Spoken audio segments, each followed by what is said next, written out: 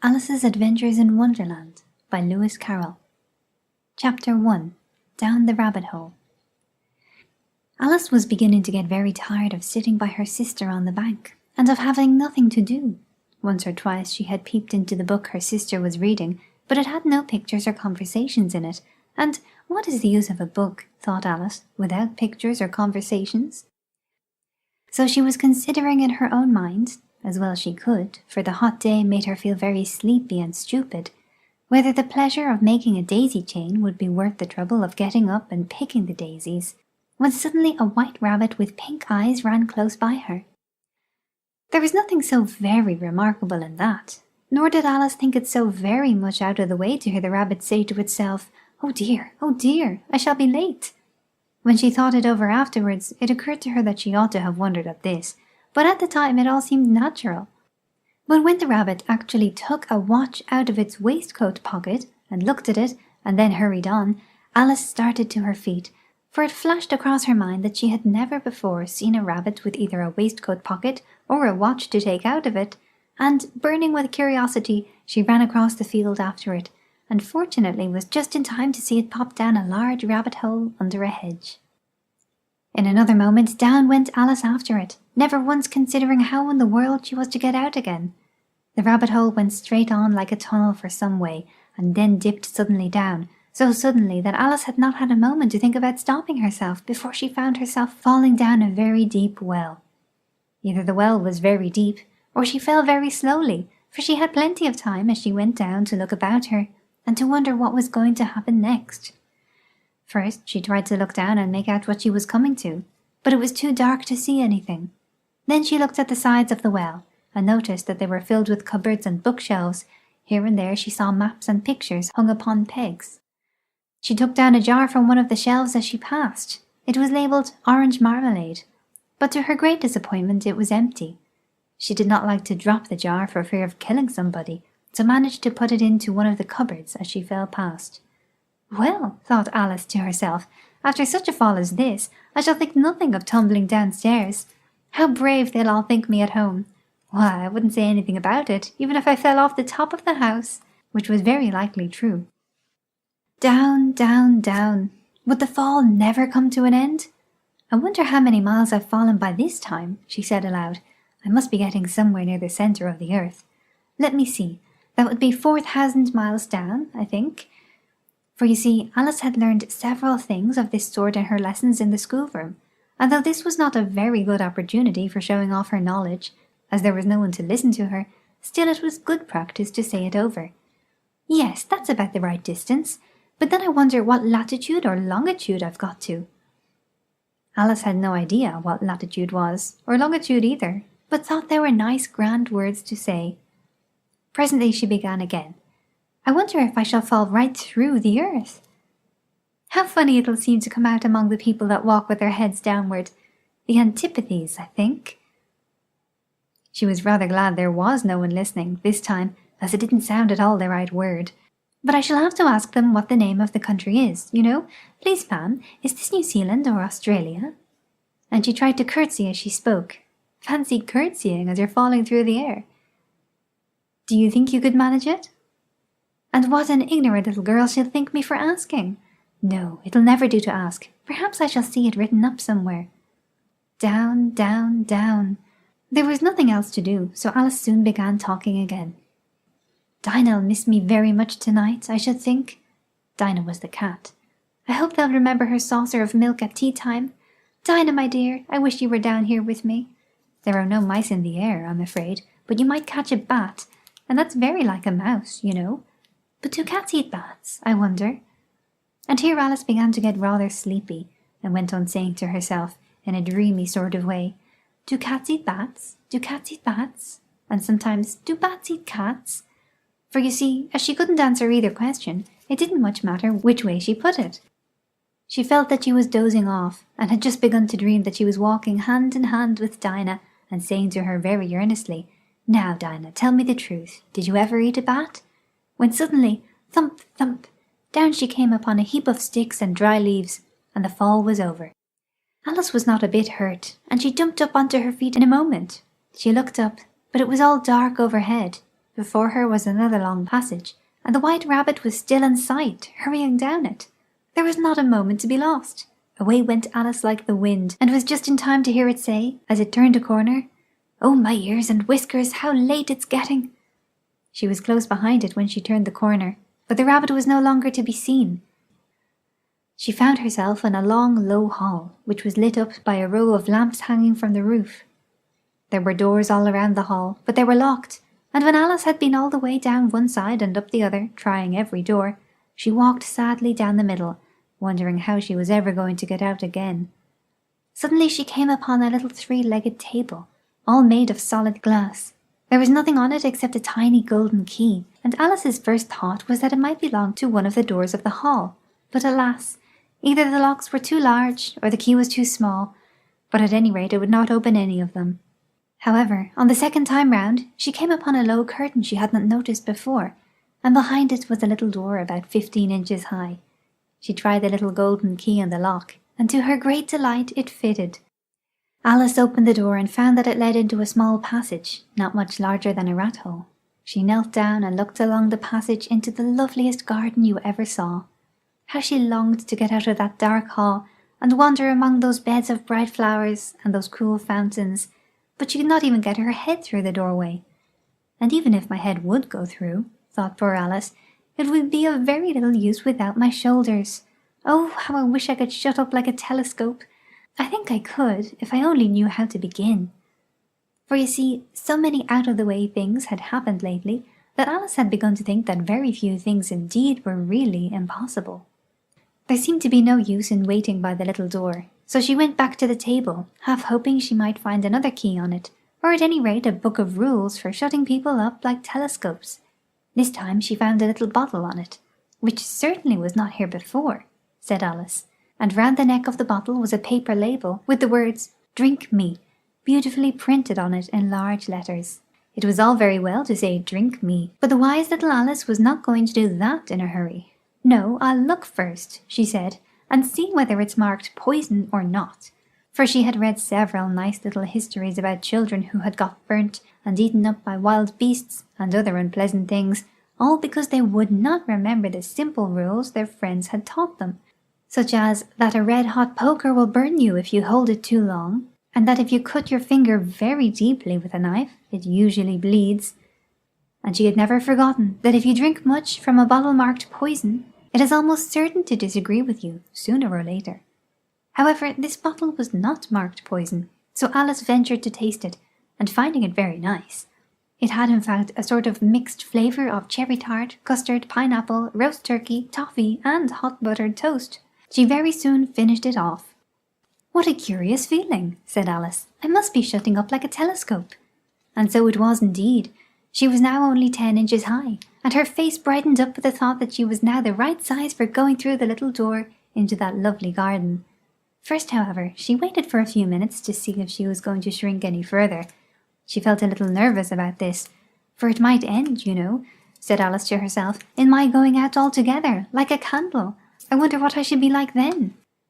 And she tried to fancy what the flame of a candle is like after the candle is blown out, for she could not remember ever having seen such a thing. After a while, finding that nothing more happened, she decided on going into the garden at once. But, alas for poor Alice! When she got to the door, she found that she had forgotten the little golden key, and when she went back to the table for it, she found she could not possibly reach it. She could see it quite plainly through the glass, and she tried her best to climb up one of the little legs of the table, but it was too slippery, and when she had tired herself out with trying, the poor little thing sat down and cried. "Come, there's no use in crying like that," said Alice to herself, rather sharply. "I advise you to leave off this minute." She generally gave herself very good advice, though she very seldom followed it, and sometimes she scolded herself so severely as to bring tears into her eyes, and once she remembered trying to box her own ears for having cheated herself in a game of croquet she was playing against herself. For this curious child was very fond of pretending to be two people. But it's no use now, thought poor Alice, to pretend to be two people. Why, there's hardly enough of me left to make one respectable person. Soon her eye fell on a little glass box that was lying under the table. She opened it and found in it a very small cake, on which the words "Eat me" were beautifully marked in currants. "Well, I'll eat it," said Alice, "and if it makes me grow larger, I can reach the key, and if it makes me grow smaller, I can creep under the door. So either way I'll get into the garden, and I don't care which happens." She ate a little bit, and said anxiously to herself, "Which way? Which way?" holding her hand on the top of her head to feel which way it was growing, and she was quite surprised to find that she remained the same size. To be sure, this generally happens when one eats cake, but Alice had got so much into the way of expecting nothing but out of the way things to happen that it seemed quite dull and stupid for life to go on in the common way. So she set to work, and very soon finished off the cake. Chapter 2. The Pool of Tears. "Curiouser and curiouser!" cried Alice. She was so much surprised that for the moment she quite forgot how to speak good English. "Now I'm opening out like the largest telescope that ever was. Goodbye, feet!" For when she looked down at her feet, they seemed to be almost out of sight, they were getting so far off. "Oh, my poor little feet! I wonder who will put on your shoes and stockings for you now, dears? I'm sure I shan't be able. I shall be a great deal too far off to trouble myself about you. You must manage this the best way you can. But I must be kind to them," thought Alice, "or perhaps they won't walk the way I want to go. Let me see. I'll give them a new pair of boots every Christmas." And she went on planning to herself how she would manage it. They must go by the carrier, she thought, and how funny it'll seem, sending presents to one's own feet, and how odd the directions will look. Alice's right foot, Esquire, hearthrug, near the fender, with Alice's love. Oh dear, what nonsense I'm talking. Just then her head struck against the roof of the hall. In fact, she was now more than 9 feet high, and she at once took up the little golden key and hurried off to the garden door. Poor Alice! It was as much as she could do, lying down on one side to look through into the garden with one eye, but to get through was more hopeless than ever. She sat down and began to cry again. "You ought to be ashamed of yourself," said Alice. "A great girl like you," she might well say this, "to go on crying in this way. Stop this moment, I tell you." But she went on all the same, shedding gallons of tears, until there was a large pool all around her, about 4 inches deep and reaching half down the hall. After a time she heard a little pattering of feet in the distance, and she hastily dried her eyes to see what was coming. It was the White Rabbit returning, splendidly dressed, with a pair of white kid gloves in one hand and a large fan in the other. He came trotting along in a great hurry, muttering to himself as he came, "Oh, the Duchess, the Duchess! Oh, won't she be savage if I've kept her waiting?" Alice felt so desperate that she was ready to ask help of anyone, so when the rabbit came near her, she began, in a low, timid voice, "If you please, sir." The rabbit started violently, dropped the white kid gloves and the fan, and scurried away into the darkness as hard as he could go. Alice took up the fan and gloves, and, as the hall was very hot, she kept fanning herself all the time she went on talking. "Dear, dear, how queer everything is today! And yesterday things went on just as usual. I wonder if I've been changed in the night. Let me think. Was I the same when I got up this morning? I almost think I can remember feeling a little different. But if I'm not the same, the next question is, who in the world am I? Ah, that's the great puzzle." And she began thinking over all the children she knew that were of the same age as herself, to see if she could have been changed for any of them. "I'm sure I'm not Ada," she said, "for her hair goes in such long ringlets, and mine doesn't go in ringlets at all. And I'm sure I can't be Mabel, for I know all sorts of things, and she knows such very little. Besides, she's she, and I'm I, and, oh dear, how puzzling it all is. I'll try if I know all the things I used to know. Let me see. 4 times 5 is 12, and 4 times 6 is 13, and 4 times 7 is, oh dear, I shall never get to 20 at that rate. However, the multiplication table doesn't signify. Let's try geography. London is the capital of Paris, and Paris is the capital of Rome, and Rome... No, that's all wrong, I'm certain. It must have been changed for Mabel. I'll try and say, how doth the little...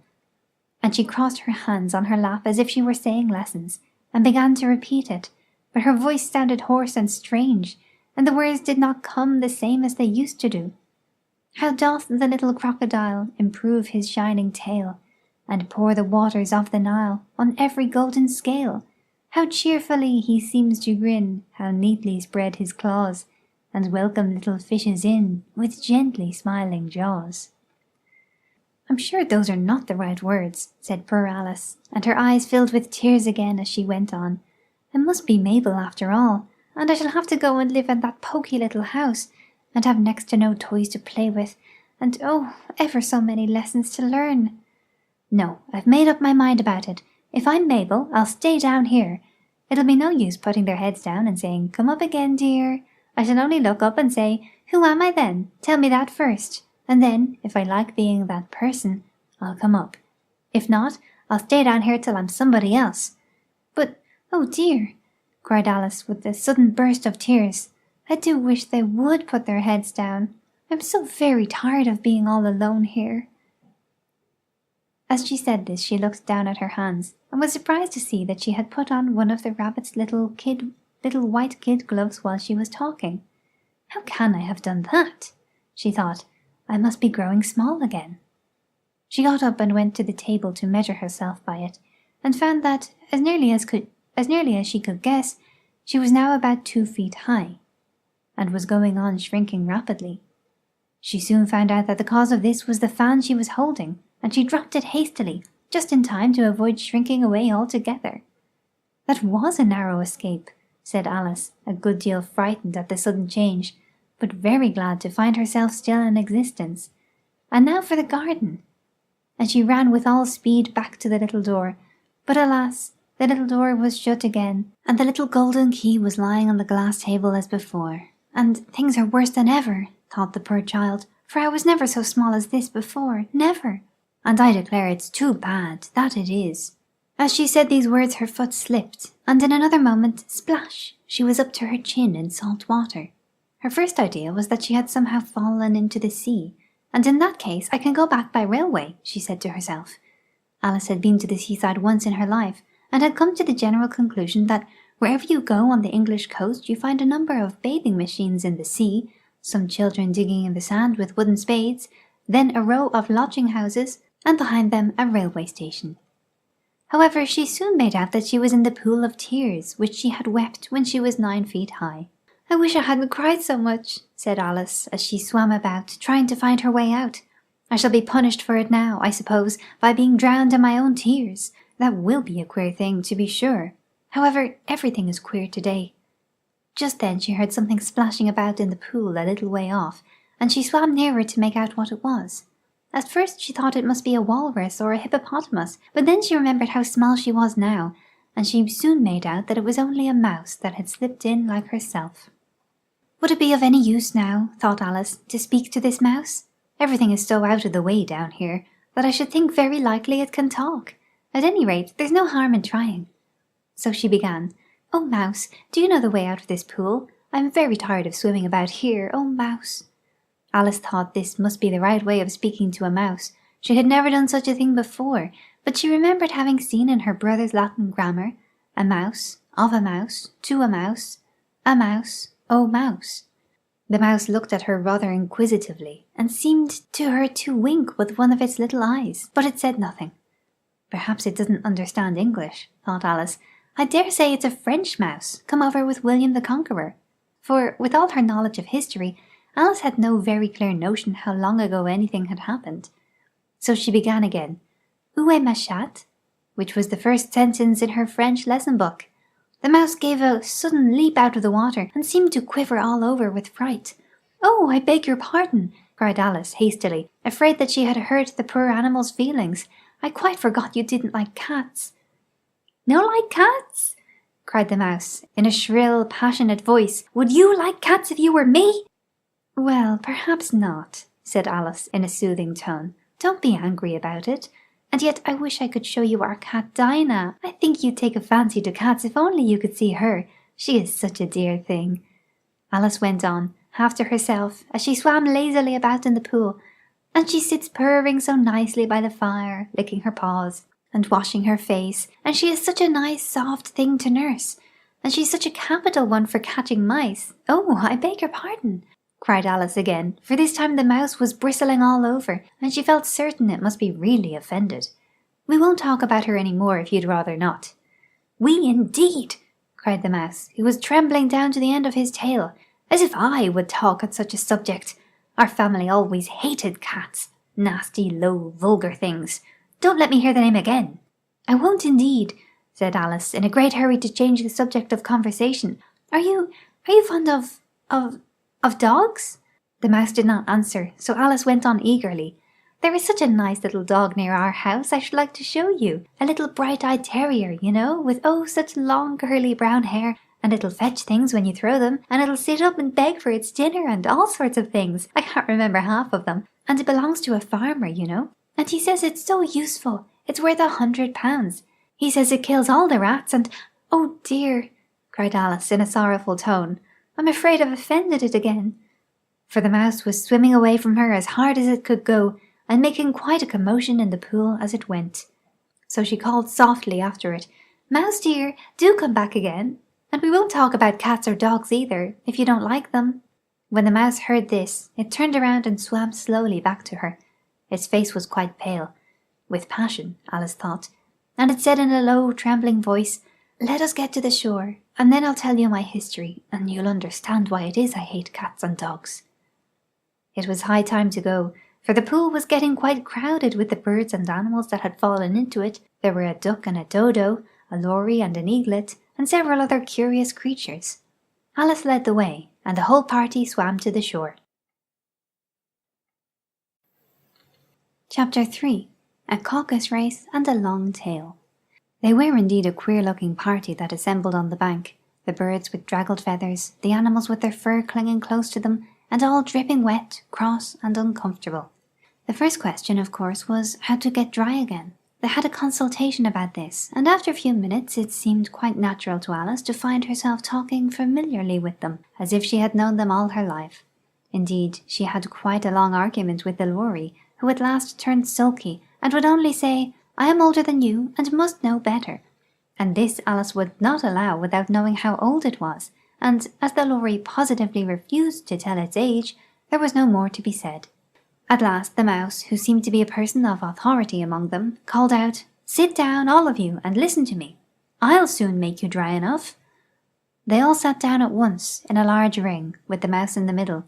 Alice kept her eyes anxiously fixed on it, for she felt sure she would catch a bad cold if she did not get dry very soon. "Ahem," said the mouse, with an important air. "Are you all ready? This is the driest thing I know. Silence all round, if you please." William the Conqueror, whose cause was favoured by the Pope, was soon submitted to by the English, who wanted leaders, and had been of late much accustomed to usurpation and conquest. Edwin and Morcar, the Earls of Mercia and Northumbria— "Ugh!" said the lory, with a shiver. "I beg your pardon," said the mouse, frowning, but very politely. "Did you speak?" "Not I," said the lory hastily. "I thought you did," said the mouse. "I proceed. Edwin and Morcar, the Earls of Mercia and Northumbria, declared for him, and even Stigand, the patriotic Archbishop of Canterbury, found it advisable—" "Found what?" said the duck. "Found it," the mouse replied rather crossly. "Of course you know what it means." "I know what it means well enough. When I find a thing," said the duck, "it's generally a frog or a worm. The question is, what did the Archbishop find?" The mouse did not notice this question, but hurriedly went on. "Found it advisable to go with Edgar Atheling to meet William and offer him the crown. William's conduct at first was moderate, but the insolence of his Normans— How are you getting on now, my dear?" it continued, turning to Alice as it spoke. "As wet as ever," said Alice in a melancholy tone. "It doesn't seem dry to me at all." "In that case," said the Dodo solemnly, rising to its feet, "I move that the meeting adjourn, for the immediate adoption of more energetic remedies." "Speak English," said the eaglet. "I don't know the meaning of half those long words, and what's more, I don't believe you do either." And the eaglet bent down its head to hide a smile. Some of the other birds tittered audibly. "What I was going to say," said the Dodo in an offended tone, "was that the best thing to get us dry would be a caucus race." "What is a caucus race?" said Alice, not that she wanted much to know, but the Dodo had paused as if it thought that somebody ought to speak, and no one else seemed inclined to say anything. "Why," said the Dodo, "the best way to explain it is to do it. And, as you might like to try the thing yourself some winter day, I will tell you how the Dodo managed it. First it marked out a race course in a sort of circle. The exact shape doesn't matter, it said. And then all the party were placed along the course, here and there. There was no 1, 2, 3 and away, but they began running when they liked, and left off when they liked, so that it was not easy to know when the race was over. However, when they had all been running half an hour or so, and were quite dry again, the Dodo suddenly called out, "The race is over!" And they all crowded round it, panting and asking, "But who has won?" This question the Dodo could not answer without a great deal of thought, and it sat for a long time with one finger pressed upon its forehead, the position in which you usually see Shakespeare in the pictures of him, while the rest waited in silence. At last the Dodo said, "Everybody has won, and all must have prizes." But who was to give the prizes? Quite a chorus of voices asked. "Why, she, of course," said the Dodo, pointing to Alice with one finger, and the whole party at once crowded around her, calling out in a confused way, "Prizes! Prizes!" Alice had no idea what to do, and in despair she put her hand in her pocket and pulled out a box of comfits. Luckily the salt water had not got into it, and handed them round as prizes. There was exactly one apiece all round. "But she must have a prize herself, you know," said the Mouse. "Of course," the Dodo replied very gravely. "What else have you got in your pocket?" He went on, turning to Alice. "Only a thimble," said Alice sadly. "Hand it over here," said the Dodo. They all crowded round her once more, while the Dodo solemnly presented the thimble, saying, "We beg your acceptance of this elegant thimble." And when it had finished this short speech, they all cheered. Alice thought the whole thing very absurd, but they all looked so grave that she did not dare to laugh, and as she could not think of anything to say, she simply bowed and took the thimble, looking as solemn as she could. The next thing was to eat the comfits. This caused some noise and confusion, as the large birds complained that they could not taste theirs, and the small ones choked and had to be patted on the back. However, it was over at last, and they sat down again in a ring, and begged the Mouse to tell them something more. "You promised to tell me your history, you know," said Alice, "and why it is you hate C and D," she added in a whisper, half afraid that it would be offended again. "Mine is a long and sad tale," said the Mouse, turning to Alice and sighing. "It is a long tale, certainly," said Alice, looking down with wonder at the Mouse's tail. "But why do you call it sad?" And she kept on puzzling about it while the Mouse was speaking, so that her idea of the tale was something like this. Fury said to a Mouse that he met in the house, "Let us both go to law, I will prosecute you. Come, I'll take no denial, we must have a trial, for really this morning I've nothing to do." Said the Mouse to the Cur, "Such a trial, dear sir, with no jury or judge, would be wasting our breath." "I'll be judge, I'll be jury," said cunning old Fury. "I'll try the whole cause, and condemn you to death." "You are not attending," said the Mouse to Alice severely. "What are you thinking of?" "I beg your pardon," said Alice very humbly. "You had got to the 5th bend, I think?" "I had not!" cried the Mouse, sharply and very angrily. "Had not?" said Alice, always ready to make herself useful, and looking anxiously about her. "Oh, do let me help to undo it." "I shall do nothing of the sort," said the Mouse, getting up and walking away. "You insult me by talking such nonsense." "I didn't mean it," pleaded poor Alice, "but you're so easily offended, you know." The Mouse only growled in reply. "Please come back and finish your story," Alice called after it, and the others all joined in chorus, "Yes, please do." But the Mouse only shook its head impatiently and walked a little quicker. "What a pity it wouldn't stay," sighed the Lory, as soon as it was quite out of sight. And an old crab took the opportunity of saying to her daughter, "Ah, my dear, let this be a lesson to you never to lose your temper." "Hold your tongue, Ma," said the young crab, a little snappishly. "You're enough to try the patience of an oyster." "I wish I had our Dinah here." "I know I do," said Alice aloud, addressing nobody in particular. "She'd soon fetch it back." "And who is Dinah, if I might venture to ask the question?" said the Lory. Alice replied eagerly, for she was always ready to talk about her pet. "Dinah's our cat, and she's such a capital one for catching mice you can't think. And oh, I wish you could see her after the birds. Well, she'll eat a little bird as soon as look at it." This speech caused a remarkable sensation among the party. Some of the birds hurried off at once. One old magpie began wrapping itself up very carefully, remarking, "I really must be getting home. The night air doesn't suit my throat." And a canary called out in a trembling voice to its children, "Come away, dears. It's high time you were all in bed." On various pretexts they all moved off, and Alice was soon left alone. "I wish I hadn't mentioned Dinah," she said to herself in a melancholy tone. "Nobody seems to like her down here, and I'm sure she's the best cat in the world. Oh, my dear Dinah, I wonder if I shall ever see you any more." And here poor Alice began to cry again, for she felt very lonely and low-spirited. In a little while, however, she again heard a little pattering of footsteps in the distance, and she looked up eagerly, half hoping that the mouse had changed his mind and was coming back to finish his story.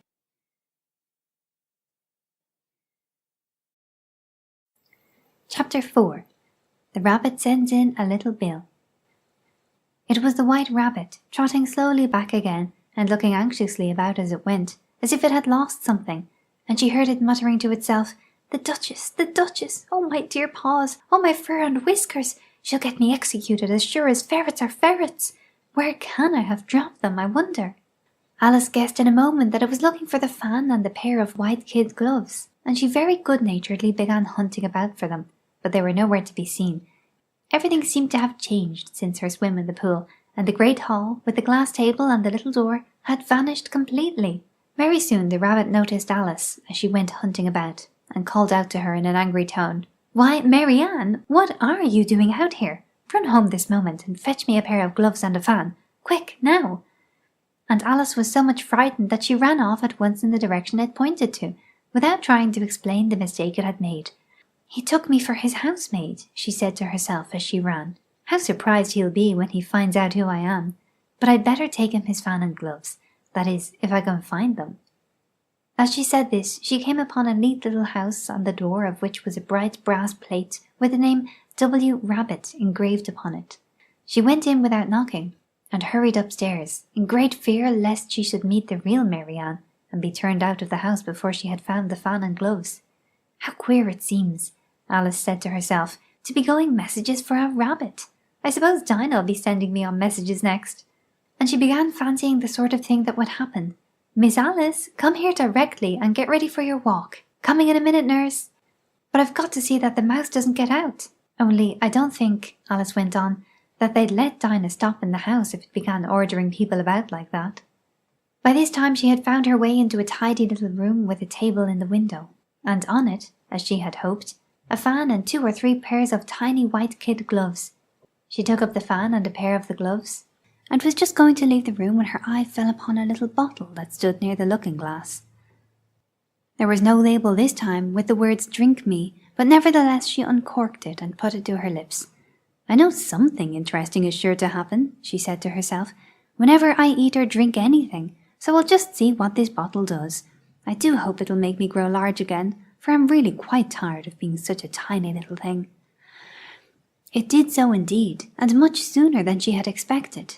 Before she had drunk half the bottle, she found her head pressing against the ceiling, and had to stoop to save her neck from being broken. She hastily put the bottle down, saying to herself, "That's quite enough. I hope I shan't grow any more. As it is, I can't get out of the door. I do wish I hadn't drunk quite so much." Alas, it was too late to wish that. She went on growing, and very soon had to kneel down on the floor. In another minute there was not even enough room for this, and she tried the effect of lying down with one elbow against the door and the other arm curled round her head. Still she went on growing, and as a last resource she put one arm out of the window and one foot up the chimney, and said to herself, "Now I can do no more. Whatever happens, what will become of me?" Luckily for Alice, the little magic bottle had now had its full effect, and she grew no larger. Still, it was very uncomfortable, and as there seemed to be no sort of chance of her ever getting out of the room again, no wonder she felt unhappy. It was much pleasanter at home, thought Alice, when one wasn't always growing larger and smaller, and being ordered about by mice and rabbits. I almost wish I hadn't gone down that rabbit hole, and yet, it's rather curious, you know, this sort of life. I do wonder what can have happened to me. When I used to read fairy tales, I fancied that kind of thing never happened, and now here I am in the middle of one. There ought to be a book written about me, that there ought, and when I grow up, I'll write one. But I'm grown up now," she added in a sorrowful tone. "At least there's no room to grow up any more here." "But then," thought Alice, "shall I never get any older than I am now? That'll be a comfort, one way, never to be an old woman, but then always to have lessons to learn. Oh, I shouldn't like that." "Oh, you foolish Alice," she answered herself. "How can you learn lessons in here? Why, there's hardly any room for you, and no room at all for any lesson books." And so she went on, taking first one side and then the other, and making quite a conversation of it altogether. But after a few minutes she heard a voice outside, and stopped to listen. "Marianne, Marianne," said the voice, "fetch me my gloves this moment." Then came a little pattering of feet on the stairs. Alice knew it was the rabbit coming to look for her, and she trembled till she shook the house, quite forgetting that she was now about 1,000 times as large as the rabbit, and had no reason to be afraid of it. Presently the rabbit came up to the door, and tried to open it, but as the door opened inwards, and Alice's elbow was pressed hard against it, that attempt proved a failure. Alice heard it say to itself, "Then I'll go round and get in at the window." "That you won't," thought Alice, and after waiting till she fancied she heard the rabbit just under the window, she suddenly spread out her hand and made a snatch in the air. She did not get hold of anything, but she heard a little shriek and a fall, and a crash of broken glass, from which she concluded that it was just possible it had fallen into a cucumber frame, or something of the sort. Next came an angry voice, the rabbit's. "Pat! Pat! Where are you?" And then a voice she had never heard before. "Sure then I'm here, digging for apples, your honour." "Digging for apples indeed," said the rabbit angrily. "Here, come and help me out of this."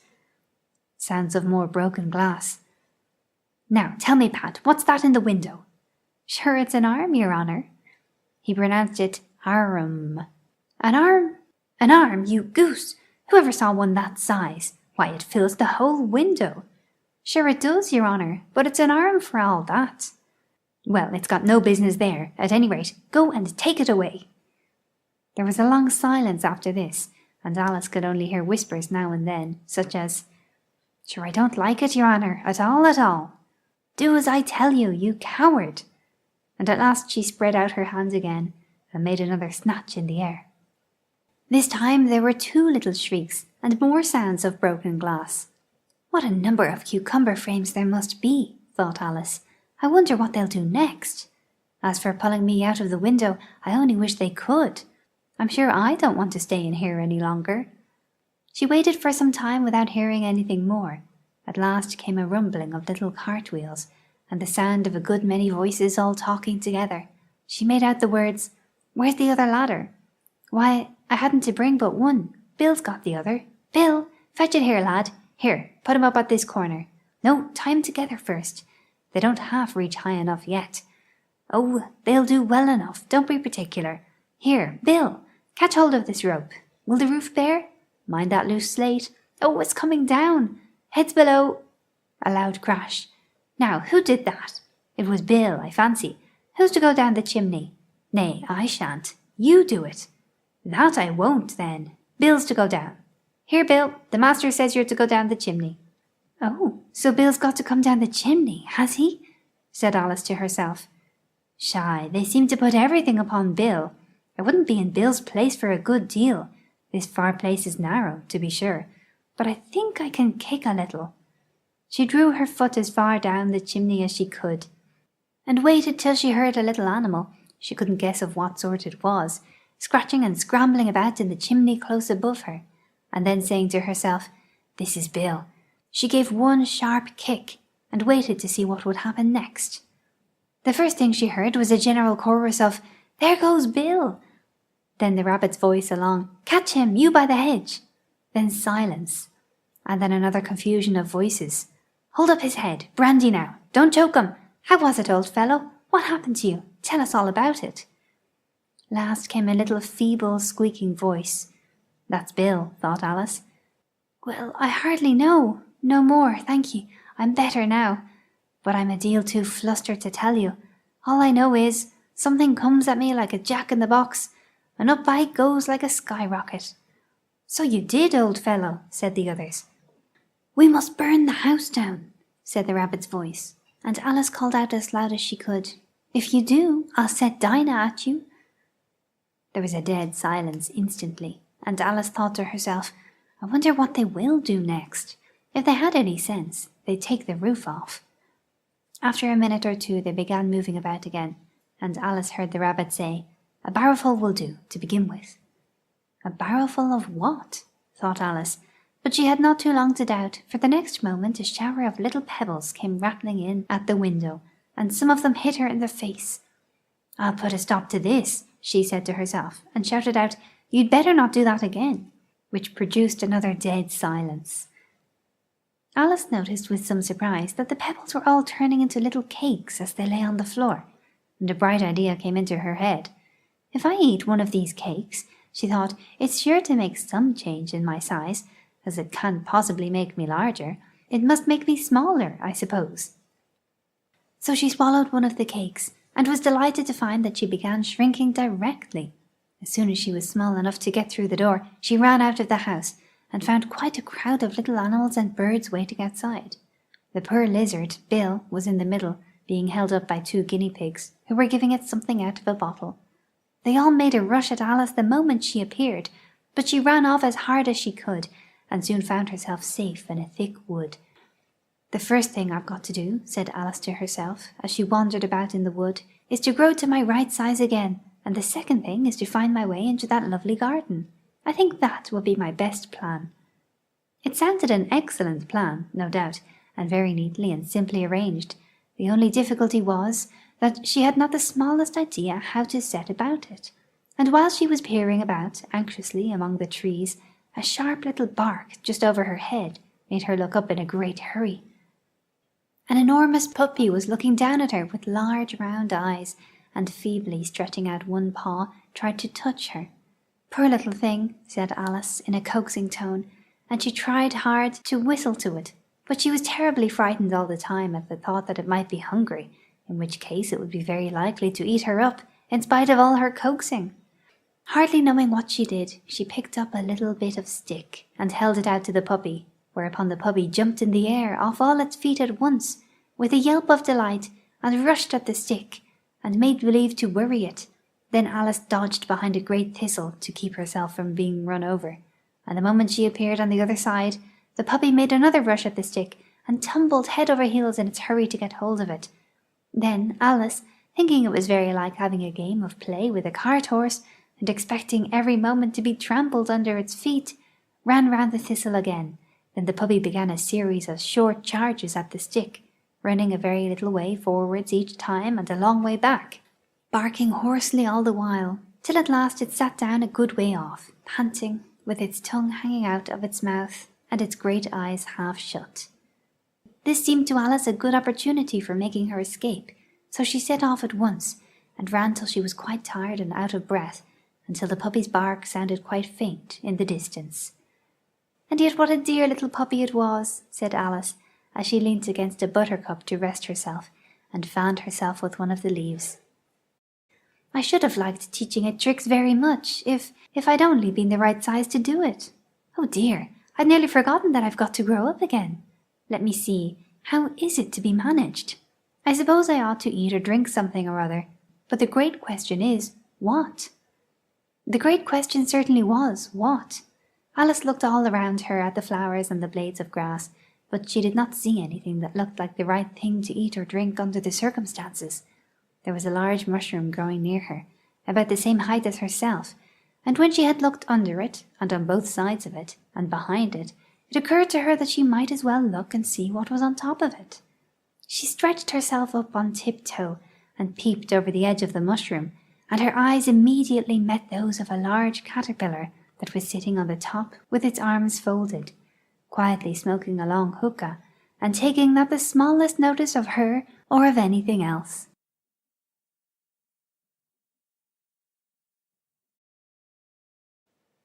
Chapter 5. Advice from a Caterpillar. The caterpillar and Alice looked at each other for some time in silence. At last the caterpillar took the hookah out of its mouth and addressed her in a languid, sleepy voice. "Who are you?" said the caterpillar. This was not an encouraging opening for a conversation. Alice replied, rather shyly, I hardly know, sir, just at present. At least, I know who I was when I got up this morning, but I think I must have been changed several times since then." "What do you mean by that?" said the caterpillar sternly. "Explain yourself." "I can't explain myself, I'm afraid, sir," said Alice, "because I'm not myself, you see." "I don't see," said the caterpillar. "I'm afraid I can't put it more clearly," Alice replied very politely, "for I can't understand it myself to begin with, and being so many different sizes in a day is very confusing." "It isn't," said the caterpillar. "Well, perhaps you haven't found it so yet," said Alice, "but when you have to turn into a chrysalis, you will some day, you know, and then after that into a butterfly, I should think you'll feel it a little queer, won't you?" "Not a bit," said the caterpillar. "Well, perhaps your feelings may be different," said Alice.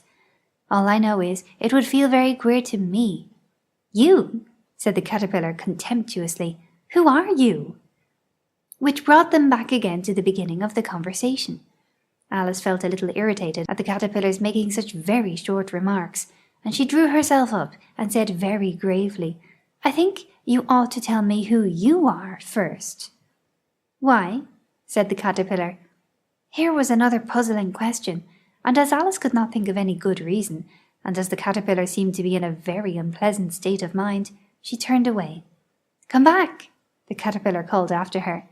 "I've something important to say." This sounded promising, certainly. Alice turned and came back again. "Keep your temper," said the caterpillar. "Is that all?" said Alice, swallowing down her anger as well as she could. "No," said the caterpillar. Alice thought she might as well wait, as she had nothing else to do, and perhaps after all it might tell her something worth hearing.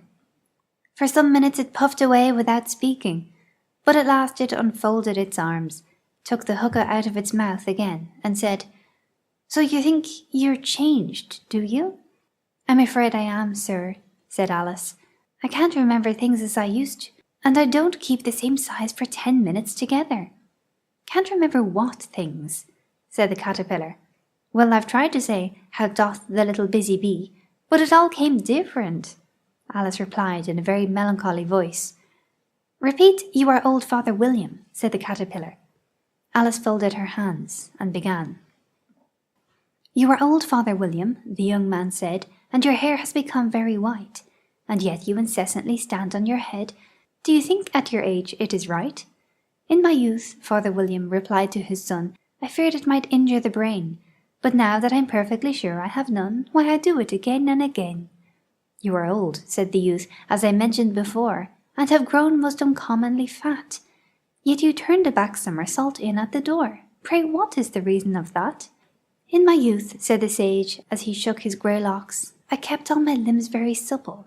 By the use of this ointment, 1 shilling the box. Allow me to sell you a couple." "You are old," said the youth, "and your jaws are too weak for anything tougher than suet. Yet you finished the goose with the bones and the beak. Pray how did you manage to do it?" "In my youth," said his father, "I took to the law, and argued each case with my wife, and the muscular strength which it gave to my jaw has lasted the rest of my life." "You are old," said the youth. "One would hardly suppose that your eye was as steady as ever, yet you balanced a needle on the end of your nose. What made you so awfully clever?" "I have answered 3 questions, and that is enough," said his father. "Don't give yourself airs. Do you think I can listen all day to such stuff? Be off, or I'll kick you downstairs." "That is not said right," said the caterpillar. "Not quite right, I'm afraid," said Alice timidly. "Some of the words have got altered." "It is wrong from beginning to end," said the caterpillar decidedly, and there was silence for some minutes. The caterpillar was the first to speak. "What size do you want to be?" it asked. "Oh, I'm not particular as to size," Alice hastily replied. "Only one doesn't like changing so often, you know." "I don't know," said the caterpillar. Alice said nothing. She had never been so much contradicted in her life before, and she felt that she was losing her temper. "Are you content now?" said the caterpillar. "Well, I should like to be a little larger, sir, if you wouldn't mind," said Alice. 3 inches is such a wretched height to be." "It is a very good height indeed," said the caterpillar angrily, rearing itself up as it spoke. It was exactly 3 inches high. "But I'm not used to it," pleaded poor Alice in a piteous tone, and she thought of herself, "I wish the creatures wouldn't be so easily offended." "You'll get used to it in time," said the caterpillar, and it put the hookah into its mouth and began smoking again. This time Alice waited patiently until it chose to speak again. In a minute or two the caterpillar took the hookah out of its mouth and yawned once or twice and shook itself. Then it got down off the mushroom and crawled away in the grass, merely remarking as it went, "One side will make you grow taller, and the other side will make you grow shorter." "One side of what? The other side of what?" thought Alice to herself. "Of the mushroom," said the caterpillar, just as if she had asked it aloud, and in another moment it was out of sight. Alice remained looking thoughtfully at the mushroom for a minute, trying to make out which were the 2 sides of it, and as it was perfectly round, she found this a very difficult question.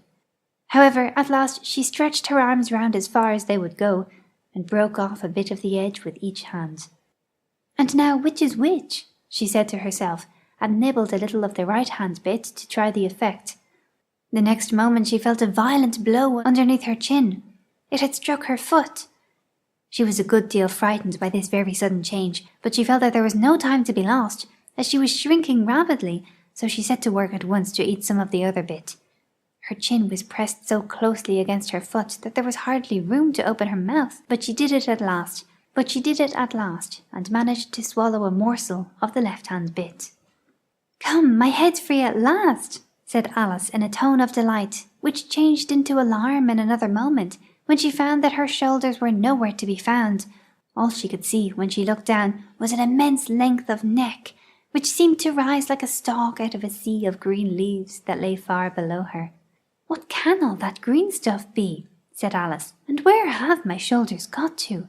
And oh, my poor hands, how is it I can't see you?" She was moving them about as she spoke, but no result seemed to follow, except a little shaking among the distant green leaves. As there seemed to be no chance of getting her hands up to her head, she tried to get her head down to them, and was delighted to find that her neck would bend about easily in any direction, like a serpent. She had just succeeded in curving it down into a graceful zigzag, and was going to dive in among the leaves, which she found to be nothing but the tops of the trees under which she had been wandering, when a sharp hiss made her draw back in a hurry. A large pigeon had flown into her face, and was beating her violently with its wings. "Serpent!" screamed the pigeon. "I'm not a serpent," said Alice indignantly. "Let me alone." "Serpent, I say again," repeated the pigeon, but in a more subdued tone, and added with a kind of sob, "I've tried every way, and nothing seems to suit them." "I haven't the least idea what you're talking about," said Alice. "I've tried the roots of trees, and I've tried banks, and I've tried hedges," the pigeon went on, without attending to her, "but those serpents, there's no pleasing them." Alice was more and more puzzled, but she thought there was no use in saying anything more until the pigeon had finished. "As if it wasn't trouble enough hatching the eggs," said the pigeon, "but I must be on the lookout for serpents night and day. Why, I haven't had a wink of sleep these 3 weeks." "I'm very sorry you've been annoyed," said Alice, who was beginning to see its meaning. "And just as I'd taken the highest tree in the wood," continued the pigeon, raising its voice to a shriek, "and just as I was thinking I should be free of them at last, they must needs come wriggling down from the sky. Ah, serpent!" "But I'm not a serpent, I tell you," said Alice. I'm a... "Well, what are you?" said the pigeon. "I can see you're trying to invent something."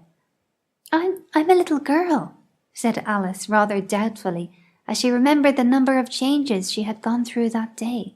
"A likely story indeed," said the pigeon, in a tone of the deepest contempt. "I've seen a good many little girls in my time, but never one with such a neck as that. No, you're a serpent, there's no use denying it. I suppose you'll be telling me next that you never tasted an egg." "I have tasted eggs, certainly," said Alice, who was a very truthful child. "But little girls eat eggs quite as much as serpents do, you know." "I don't believe it," said the pigeon. "But if they do, why then they're a kind of serpent. That's all I can say." This was such a new idea to Alice that she was quite silent for a minute or two, which gave the pigeon the opportunity of adding, "You're looking for eggs. I know that well enough. And what does it matter to me whether you're a little girl or a serpent?" "It matters a good deal to me," said Alice hastily, "but I'm not looking for eggs, as it happens, and if I was, I shouldn't want yours. I don't like them raw." "Well, be off then," said the pigeon in a sulky tone, as it settled down again into its nest. Alice crouched down among the trees as well as she could, for her neck kept getting entangled among the branches, and every now and then she had to stop and untwist it.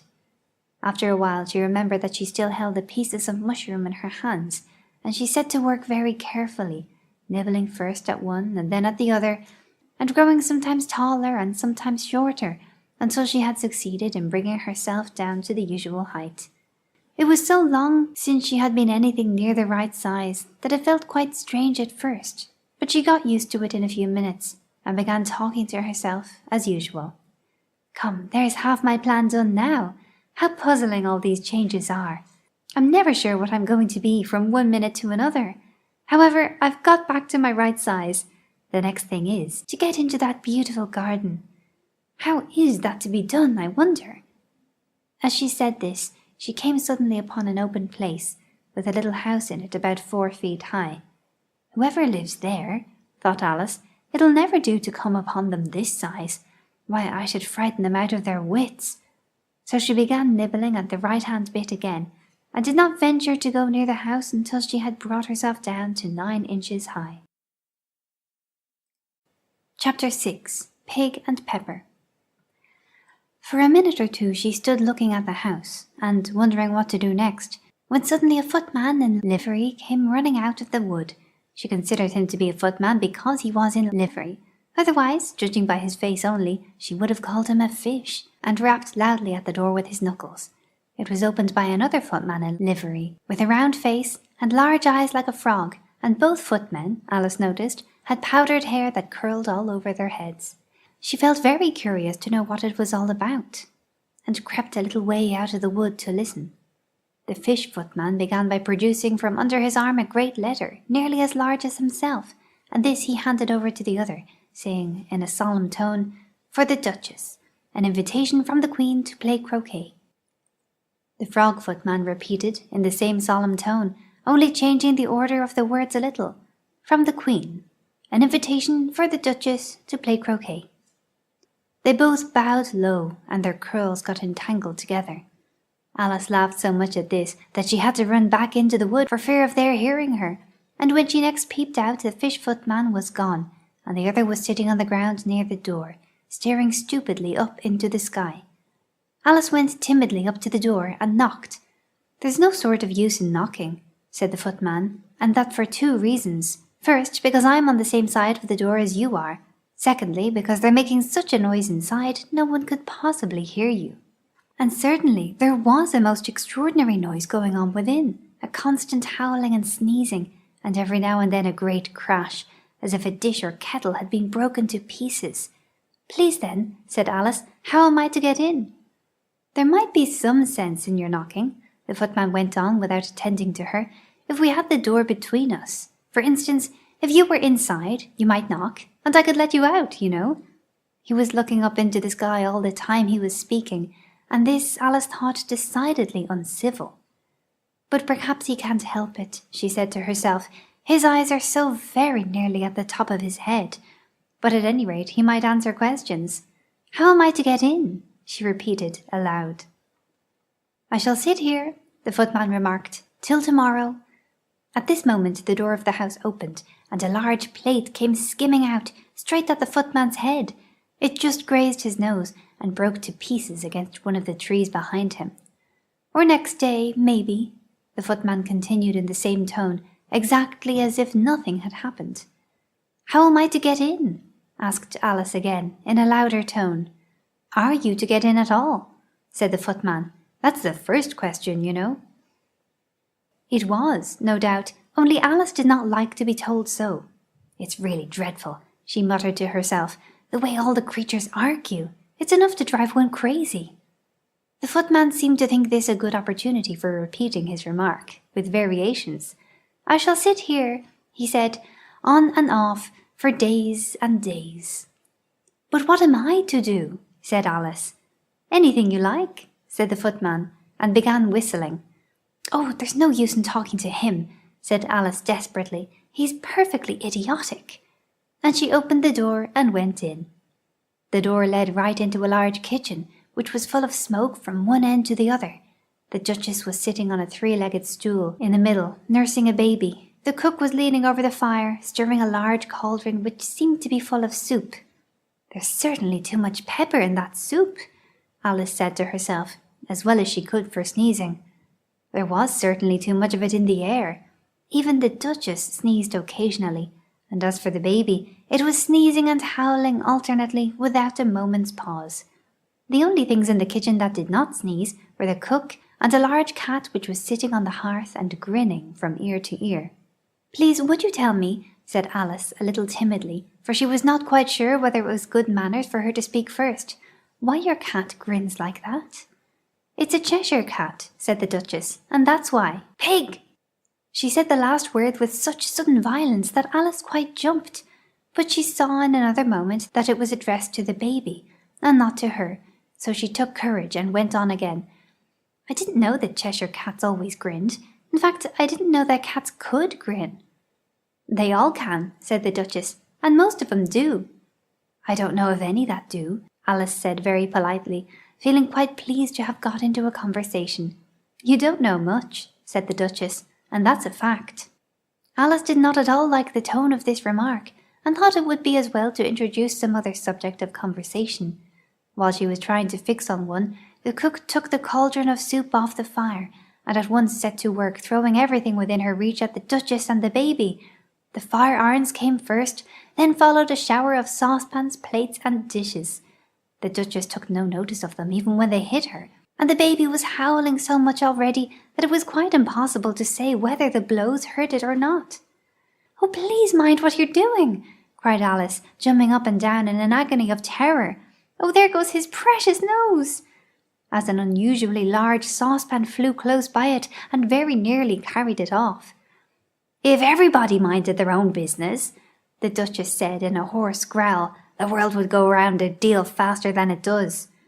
"Which would not be an advantage," said Alice, who felt very glad to get an opportunity of showing off a little of her knowledge. "Just think what work it would make with the day and night. You see, the earth takes 24 hours to turn round on its axis." "Talking of axes," said the Duchess, "chop off her head." Alice glanced rather anxiously at the cook to see if she meant to take the hint, but the cook was busily stirring the soup and seemed not to be listening, so she went on. 24 hours, I think, or is it 12? Oh, don't bother me," said the Duchess. "I never could abide figures." And with that she began nursing her child again, singing a sort of lullaby to it as she did so, and giving it a violent shake at the end of every line. "Speak roughly to your little boy, and beat him when he sneezes. He only does it to annoy, because he knows it teases." Chorus, in which the cook and the baby joined, "Wow, wow, wow." While the Duchess sang the second verse of the song, she kept tossing the baby violently up and down, and the poor little thing howled so that Alice could hardly hear the words. "I speak severely to my boy, I beat him when he sneezes, for he can thoroughly enjoy the pepper when he pleases." Chorus, "Wow, wow, wow." "Here, you may nurse it a bit, if you like," the Duchess said to Alice, flinging the baby at her as she spoke. "I must go and get ready to play croquet with the Queen," and she hurried out of the room. The cook threw a frying pan after her as she went out, but it just missed her. Alice caught the baby with some difficulty, as it was a queer-shaped little creature, and held out its arms and legs in all directions. "Just like a starfish," thought Alice. The poor little thing was snorting like a steam engine when she caught it, and kept doubling itself up and straightening itself out again, so that altogether, for the first minute or two, it was as much as she could do to hold it. As soon as she had made out the proper way of nursing it, which was to twist it up into a sort of knot, and then keep tight hold of its right ear and left foot, so as to prevent its undoing itself, she carried it out into the open air. "If I don't take this child away with me," thought Alice, "they're sure to kill it in a day or two. Wouldn't it be murder to leave it behind?" She said the last words out loud, and the little thing grunted in reply. It had left off sneezing by this time. "Don't grunt," said Alice. "That's not at all a proper way of expressing yourself." The baby grunted again, and Alice looked very anxiously into its face to see what was the matter with it. There could be no doubt that it had a very turned-up nose, much more like a snout than a real nose. Also, its eyes were getting extremely small for a baby. Altogether, Alice did not like the look of the thing at all. But perhaps it was only sobbing, she thought, and looked into its eyes again to see if there were any tears. No, there were no tears. "If you're going to turn into a pig, my dear," said Alice seriously, "I'll have nothing more to do with you. Mind now." The poor little thing sobbed again, or grunted, it was impossible to say which, and they went on for some while in silence. Alice was just beginning to think to herself, "Now, what am I to do with this creature when I get it home?" when it grunted again so violently that she looked down into its face in some alarm. This time there could be no mistake about it. It was neither more nor less than a pig, and she felt that it would be quite absurd for her to carry it further. So she set the little creature down and felt quite relieved to see it trot away quietly into the wood. If it had grown up, she said to herself, it would have made a dreadfully ugly child, but it makes a rather handsome pig, I think. And she began thinking over other children she knew who might do very well as pigs, and was just saying to herself, if one only knew the right way to change them, when she was a little startled by seeing the Cheshire Cat sitting on a bough of a tree a few yards off. The cat only grinned when it saw Alice. It looked good-natured, she thought. Still, it had very long claws and a great many teeth, so she felt that it ought to be treated with respect. "Cheshire Puss," she began rather timidly, as she did not at all know whether it would like the name. However, it only grinned a little wider. "Come, it's pleased so far," thought Alice, and she went on. "Would you tell me, please, which way I ought to go from here?" "That depends a good deal on where you want to get to," said the cat. "I don't much care where," said Alice. "Then it doesn't matter which way you go," said the cat. "So long as I get somewhere," Alice added as an explanation. "Oh, you're sure to do that," said the cat, "if you only walk long enough." Alice felt that this could not be denied, so she tried another question. "What sort of people live about here?" "In that direction," the cat said, waving its right paw round, "lives a hatter, and in that direction," waving the other paw, "lives a March hare. Visit either you like, they're both mad." "But I don't want to go among mad people," Alice remarked. "Oh, you can't help that," said the cat. "We're all mad here. I'm mad. You're mad." "How do you know I'm mad?" said Alice. "You must be," said the cat, "or you wouldn't have come here." Alice didn't think that proved it at all. However, she went on. "And how do you know that you're mad?" "To begin with," said the cat, "a dog's not mad. You grant that?" "I suppose so," said Alice. "Well then," the cat went on, "you see, a dog growls when it's angry, and wags its tail when it's pleased. Now, I growl when I'm pleased, and wag my tail when I'm angry. Therefore, I'm mad." "I call it purring, not growling," said Alice. "Call it what you like," said the cat. "Do you play croquet with the Queen today?" "I should like it very much," said Alice, "but I haven't been invited yet." "You'll see me there," said the cat, and vanished. Alice was not much surprised at this. She was getting so used to queer things happening. While she was looking at the place where it had been, it suddenly appeared again. "By the by, what became of the baby?" said the cat. "I'd nearly forgotten to ask." "It turned into a pig," Alice quietly said, just as if it had come back in a natural way. "I thought it would," said the cat, and vanished again. Alice waited a little, half expecting to see it again, but it did not appear, and after a minute or two she walked on in the direction in which the March hare was said to live. "I've seen hatters before," she said to herself. "The March hare will be much the most interesting, and perhaps, as this is May, it won't be raving mad, at least not so mad as it was in March." As she said this, she looked up, and there was the cat again, sitting on a branch of a tree. "Did you say pig or fig?" said the cat. "I said pig," replied Alice, "and I wish you wouldn't keep appearing and vanishing so suddenly. You make one quite giddy." "All right," said the cat, and this time it vanished quite slowly, beginning with the end of the tail and ending with the grin, which remained some time after the rest of it had gone. "Well, I've often seen a cat without a grin," thought Alice, "but a grin without a cat! It's the most curious thing I ever saw in my life." She had not gone much further before she came in sight of the house of the March Hare. She thought it must be the right house, because the chimneys were shaped like ears, and the roof was thatched with fur. It was so large a house that she did not like to go nearer till she had nibbled some more of the left-hand bit of mushroom, and raised herself to about 2 feet high. Even then she walked up towards it rather timidly, saying to herself, "Suppose it should be raving mad after all. I almost wish I'd gone to see the Hatter instead." Chapter 7. A Mad Tea Party. There was a table set out under a tree in front of the house, and the March Hare and the Hatter were having tea at it. A dormouse was sitting between them, fast asleep, and the other two were using it as a cushion, resting their elbows on it and talking over its head. "Very uncomfortable for the dormouse," thought Alice, "only, as it's asleep, I suppose it doesn't mind." The table was a large one, but the three were all crowded together at one corner of it. "No room! No room!" they cried out when they saw Alice coming. "There's plenty of room," said Alice indignantly, and she sat down in a large armchair at one end of the table. "Have some wine," the March Hare said in an encouraging tone. Alice looked all around the table, but there was nothing on it but tea. "I don't see any wine," she remarked. "There isn't any," said the March Hare.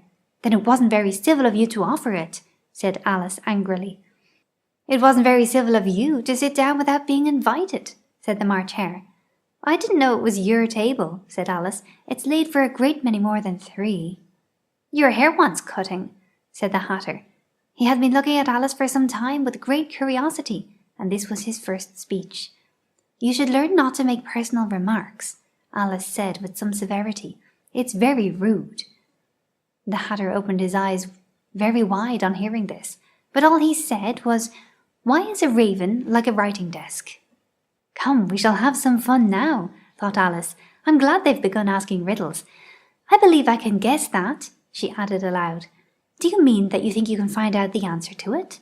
said the March Hare. "Exactly so," said Alice. "Then you should say what you mean," the March Hare went on. "I do," Alice hastily replied. At least I mean what I say.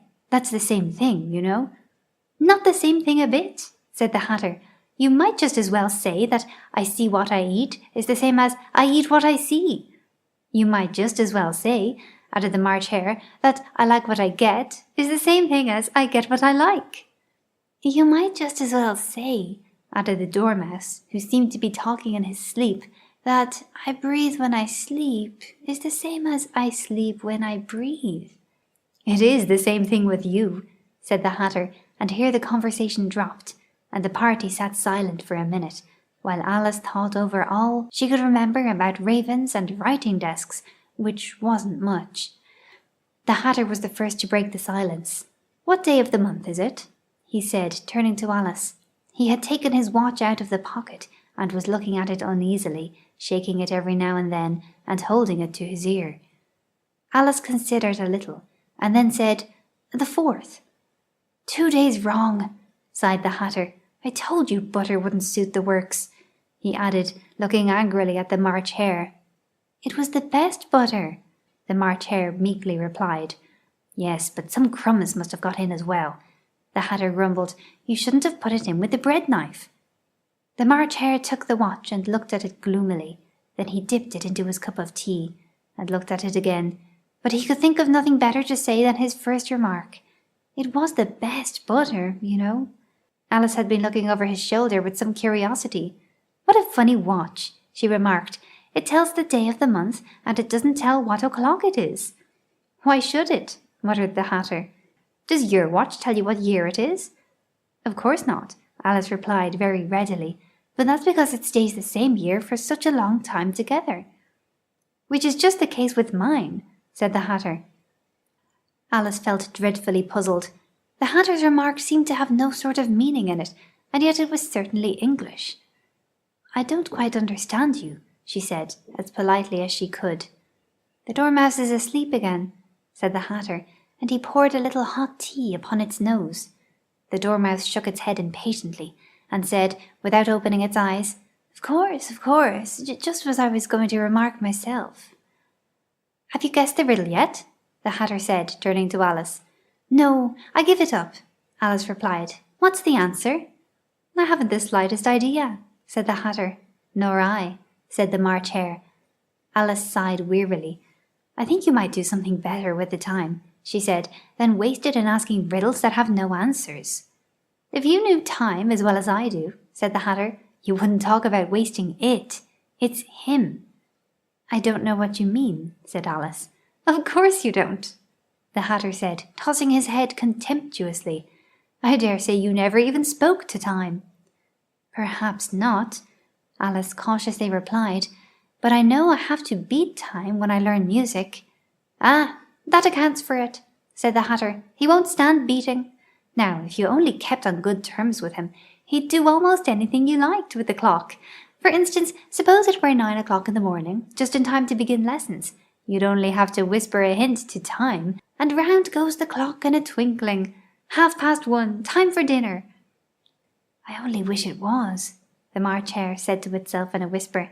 That would be grand, certainly, said Alice thoughtfully. But then, I shouldn't be hungry for it, you know. Not at first, perhaps, said the Hatter, but you could keep it to 1:30 as long as you liked. Is that the way you manage? Alice asked. The Hatter shook his head mournfully. Not I, he replied. We quarrelled last March, just before he went mad, you know, pointing with his teaspoon at the March Hare. It was at the great concert given by the Queen of Hearts, and I had to sing, Twinkle, twinkle, little bat, how I wonder what you're at. You know the song, perhaps? I've heard something like it, said Alice. It goes on, you know, the Hatter continued, in this way. Up above the world you fly, like a tea tray in the sky. Twinkle, twinkle. Here the Dormouse shook itself and began singing in its sleep. Twinkle, twinkle, twinkle, twinkle, and went on so long that they had to pinch it to make it stop. Well, I'd hardly finished the first verse, said the Hatter, when the Queen jumped up and bawled out, He's murdering the time! Off with his head! How dreadfully savage! Exclaimed Alice. And ever since that, the Hatter went on in a mournful tone, he won't do a thing I ask. It's always 6 o'clock now. A bright idea came into Alice's head. Is that the reason so many tea things are put out here? She asked. Yes, that's it, said the Hatter with a sigh. It's always tea time, and we've no time to wash the things between whiles. Then you keep moving round, I suppose? Said Alice. Exactly so, said the Hatter, as the things get used up. But what happens when you come to the beginning again? Alice ventured to ask. Suppose we change the subject, the March Hare interrupted, yawning. I'm getting tired of this. I vote the young lady tells us a story.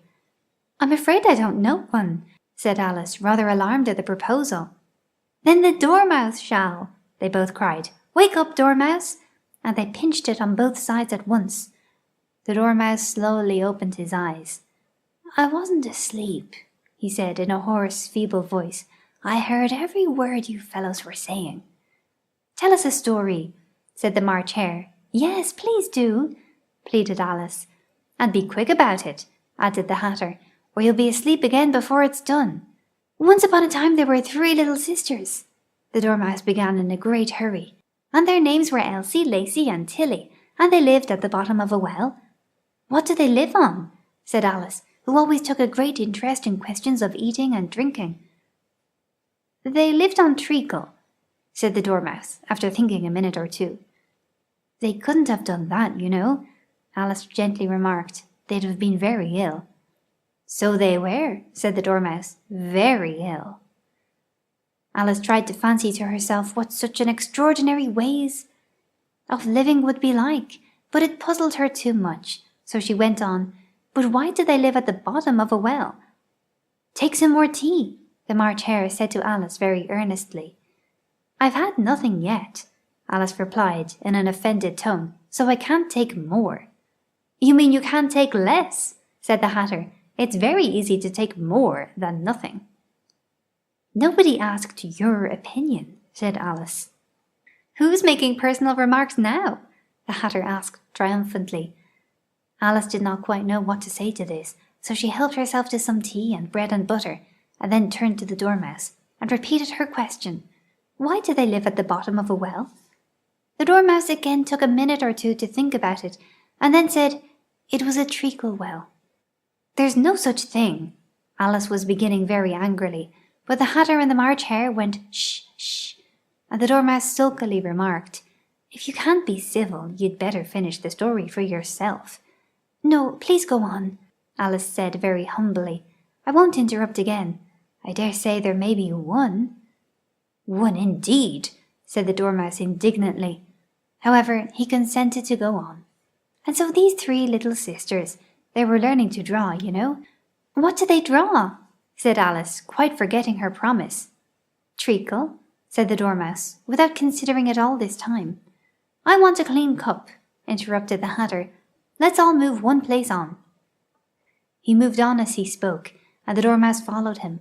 The March Hare moved into the Dormouse's place, and Alice rather unwillingly took the place of the March Hare.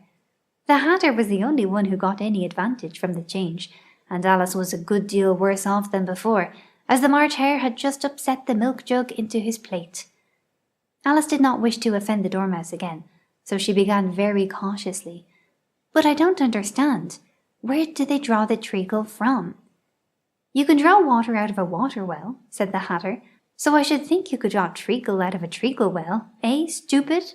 But they were in the well, Alice said to the Dormouse, not choosing to notice this last remark. Of course they were, said the Dormouse. Well in. This answer so confused poor Alice that she let the Dormouse go on for some time without interrupting it. They were learning to draw, the Dormouse went on, yawning and rubbing its eyes, for it was getting very sleepy, and they drew all manner of things, everything that begins with an M. Why with an M? Asked Alice. Why not? Said the March Hare. Alice was silent. The Dormouse had closed its eyes by this time, and was going off into a doze, but on being pinched by the Hatter, it woke up again with a little shriek, and went on. That begins with an M, such as mousetraps, and the moon, and memory, and muchness. You know, you say things are much of a muchness. Did you ever see such a thing as a drawing of a muchness?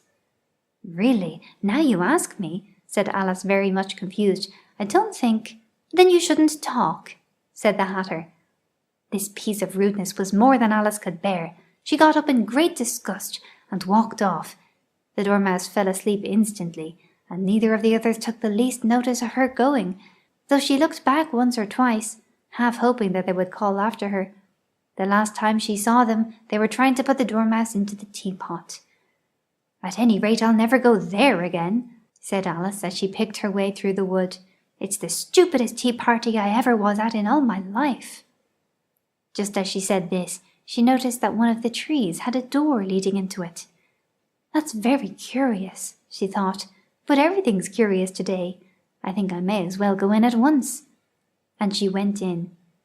Once more she found herself in the long hall, and close to the little glass table. Now I'll manage better this time, she said to herself, and began by taking the little golden key and unlocking the door that led into the garden. Then she went to work nibbling at the mushroom. She had kept a piece of it in her pocket, till she was about a foot high. Then she walked down the little passage, and then she found herself at last in the beautiful garden, among the bright flower beds and the cool fountains.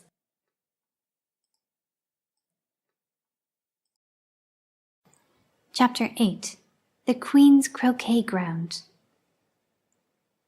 A large rose tree stood near the entrance of the garden. The roses growing on it were white, but there were 3 gardeners at it, busily painting them red. Alice thought this a very curious thing, and she went nearer to watch them, and just as she came up to them she heard one of them say, "Look out now, Five, don't go splashing paint over me like that." I couldn't help it, said 5 in a sulky tone. 7 jogged my elbow. On which 7 looked up and said, That's right, 5. Always lay the blame on others. You'd better not talk, said 5. I heard the Queen say only yesterday you deserved to be beheaded. What for? Said the one who had spoken first. That's none of your business, 2, said 7. Yes, it is his business, said 5, and I'll tell him. It was for bringing the cooked tulip roots instead of onions. 7 flung down his brush and had just begun. Well, of all the unjust things! When his eye chanced to fall upon Alice as she stood watching them, and he checked himself suddenly. The others looked around also, and all of them bowed low. Would you tell me, said Alice, a little timidly, why are you painting those roses? 5 and 7 said nothing, but looked at 2. 2 began in a low voice. Why, the fact is, you see, miss, this here ought to have been a red rose tree, and we put a white one in by mistake, and if the Queen was to find it out, we should all have our heads cut off, you know. So, you see, miss, we're doing our best, afore she comes to— At this moment, 5, who had been anxiously looking across the garden, called out, The Queen! The Queen! And the 3 gardeners instantly threw themselves flat upon their faces. There was a sound of many footsteps, and Alice looked around, eager to see the Queen. First came 10 soldiers carrying clubs. These were all shaped like the 3 gardeners, oblong and flat, with their hands and feet at the corners. Next the 10 courtiers. These were ornamented all over with little diamonds, and walked 2 and 2, as the soldiers did. After these came the royal children. There were 10 of them, and the little dears came jumping merrily along hand in hand, in couples. They were all ornamented with hearts. Next came the guests, mostly kings and queens, and among them Alice recognized the White Rabbit. It was talking in a hurried, nervous manner, smiling at everything that was said, and went by without noticing her. Then followed the Knave of Hearts, carrying the king's crown on a crimson velvet cushion, and last of all this grand procession came the King and Queen of Hearts. Alice was rather doubtful whether she ought not to lie down on her face like the 3 gardeners, but she could not remember ever having heard of such a rule at processions. And besides, what would be the use of a procession, thought she, if people had all to lie down upon their faces, so that they couldn't see it? So she stood still where she was and waited. When the procession came opposite to Alice, they all stopped and looked at her, and the Queen said severely, Who is this? She said it to the Knave of Hearts, who only bowed and smiled in reply. Idiot, said the Queen, tossing her head impatiently, and turning to Alice, she went on, What's your name, child? My name is Alice, so please your Majesty, said Alice very politely, but she added to herself, Why, they're only a pack of cards, after all. I needn't be afraid of them. And who are these? Said the Queen, pointing to the 3 gardeners who were lying round the rose tree. For you see, as they were lying on their faces, and the pattern on their backs was the same as the rest of the pack, she could not tell whether they were gardeners, or soldiers, or courtiers, or 3 of her own children. How should I know? Said Alice, surprised at her own courage. It's no business of mine. The Queen turned crimson with fury, and after glaring at her for a moment like a wild beast, screamed, Off with her head! Off! Nonsense, said Alice, very loudly and decidedly, and the Queen was silent. The King laid his hand upon her arm, and timidly said, Consider, my dear, she is only a child. The Queen turned angrily away from him, and said to the Knave, Turn them over. The Knave did so, very carefully, with 1 foot. Get up, said the Queen, in a shrill, loud voice, and the 3 gardeners instantly jumped up, and began bowing to the King, the Queen, the royal children, and everybody else. Leave off that, screamed the Queen, you make me giddy. And then, turning to the rose tree, she went on, What have you been doing here? May it please your Majesty, said 2, in a very humble tone, going down on 1 knee as he spoke, we were trying— I see, said the Queen, who had meanwhile been examining the roses. Off with their heads! And the procession moved on, 3 of the soldiers remaining behind to execute the unfortunate gardeners, who ran to Alice for protection. You shan't be beheaded, said Alice, as she put them into a large flower pot that stood near. The 3 soldiers wandered about for a minute or 2, looking for them, and then quietly marched off after the others. Are their heads off? shouted the Queen. "Their heads are gone, if it please your Majesty." The soldiers shouted in reply. "That's right," shouted the Queen. "Can you play croquet?" The soldiers were silent and looked at Alice, as the question was evidently meant for her. "Yes," shouted Alice. "Come on then," roared the Queen, and Alice joined the procession, wondering very much what would happen next. It's a very fine day," said a timid voice at her side. She was walking by the White Rabbit, who was peeping anxiously into her face. "Very," said Alice. "Where's the Duchess?" "Hush, hush," said the Rabbit in a low, hurried tone. He looked anxiously over his shoulder as he spoke, and then raised himself upon tiptoe, put his mouth close to her ear, and whispered, "She's under sentence of execution." "What for?" said Alice. "Did you say, 'what a pity'?" the Rabbit asked. "No, I didn't," said Alice. "I don't think it's at all a pity. I said, 'what for?'" "She boxed the Queen's ears," the Rabbit began. Alice gave a little scream of laughter. "Oh, hush," the Rabbit whispered in a frightened tone. "The Queen will hear you. You see, she came rather late, and the Queen said—" "Get to your places!" shouted the Queen in a voice of thunder, and people began running about in all directions, tumbling up against each other. However, they got settled down in a minute or two, and the game began. Alice thought she had never seen such a curious croquet ground in her life. It was all ridges and furrows, the balls were live hedgehogs, the mallets live flamingos, and the soldiers had to double themselves up and to stand on their hands and feet to make the arches. The chief difficulty Alice found at first was in managing her flamingo.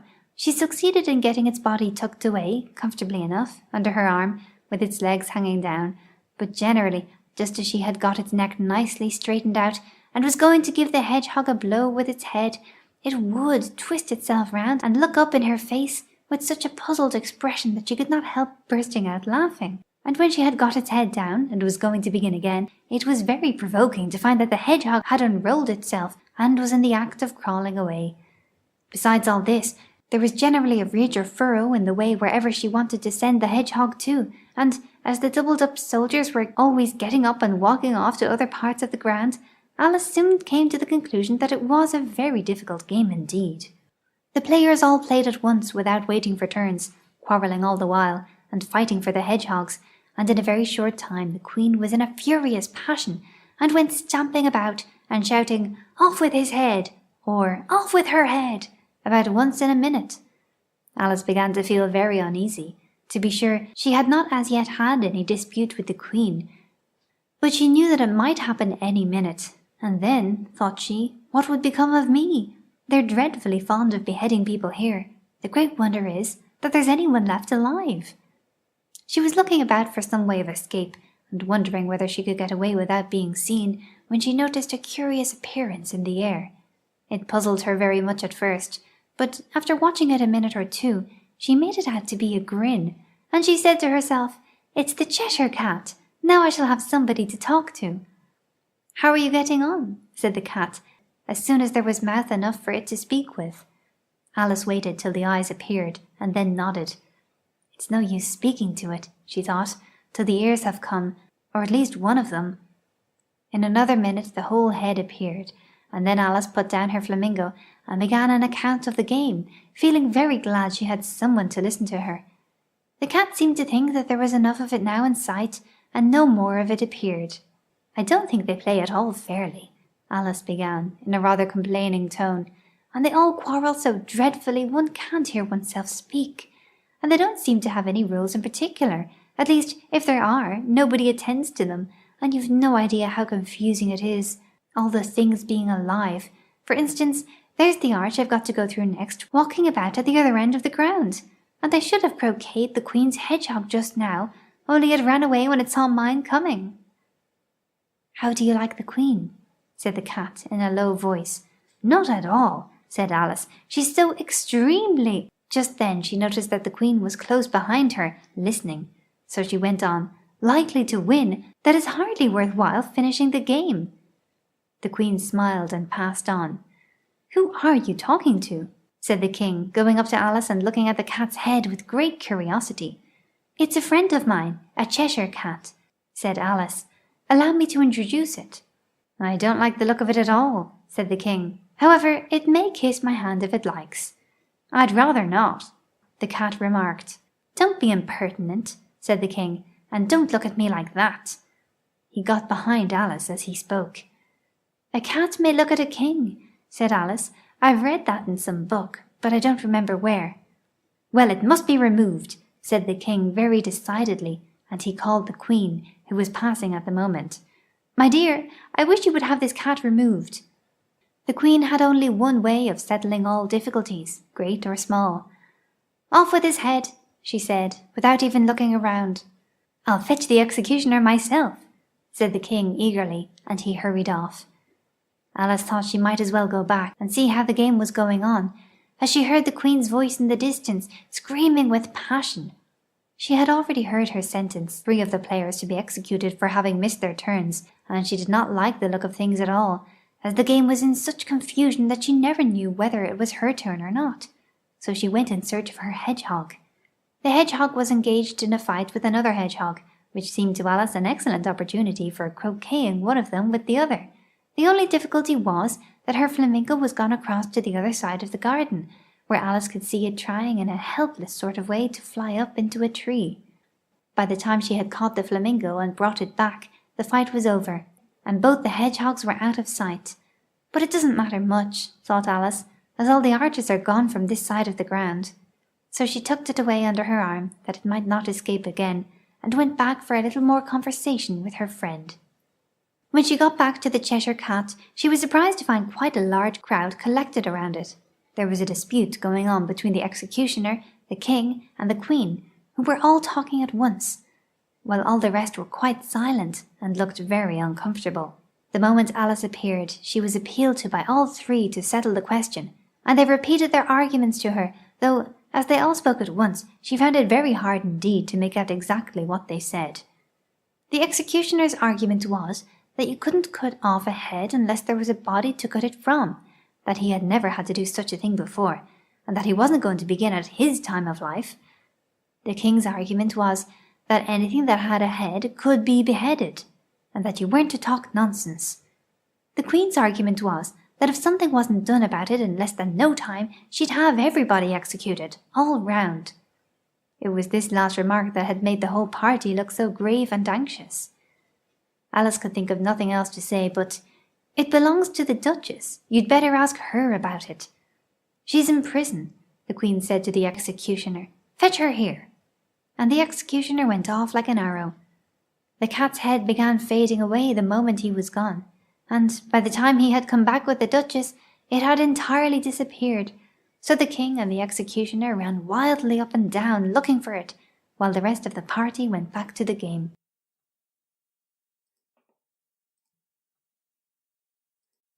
Chapter 9. The Mock Turtle's Story.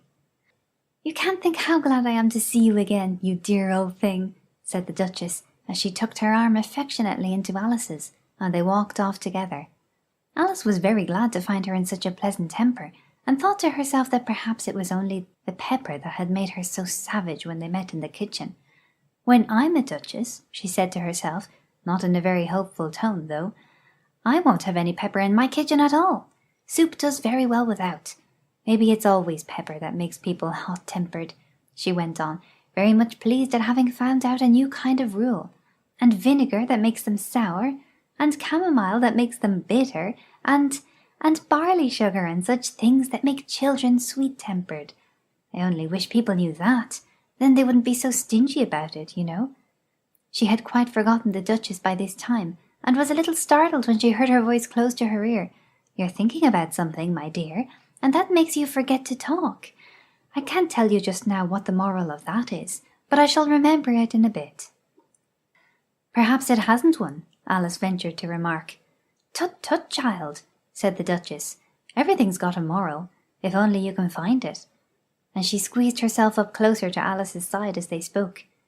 Alice did not much like keeping so close to her, first because the Duchess was very ugly, and secondly because she was exactly the right height to rest her chin upon Alice's shoulder, and it was an uncomfortably sharp chin.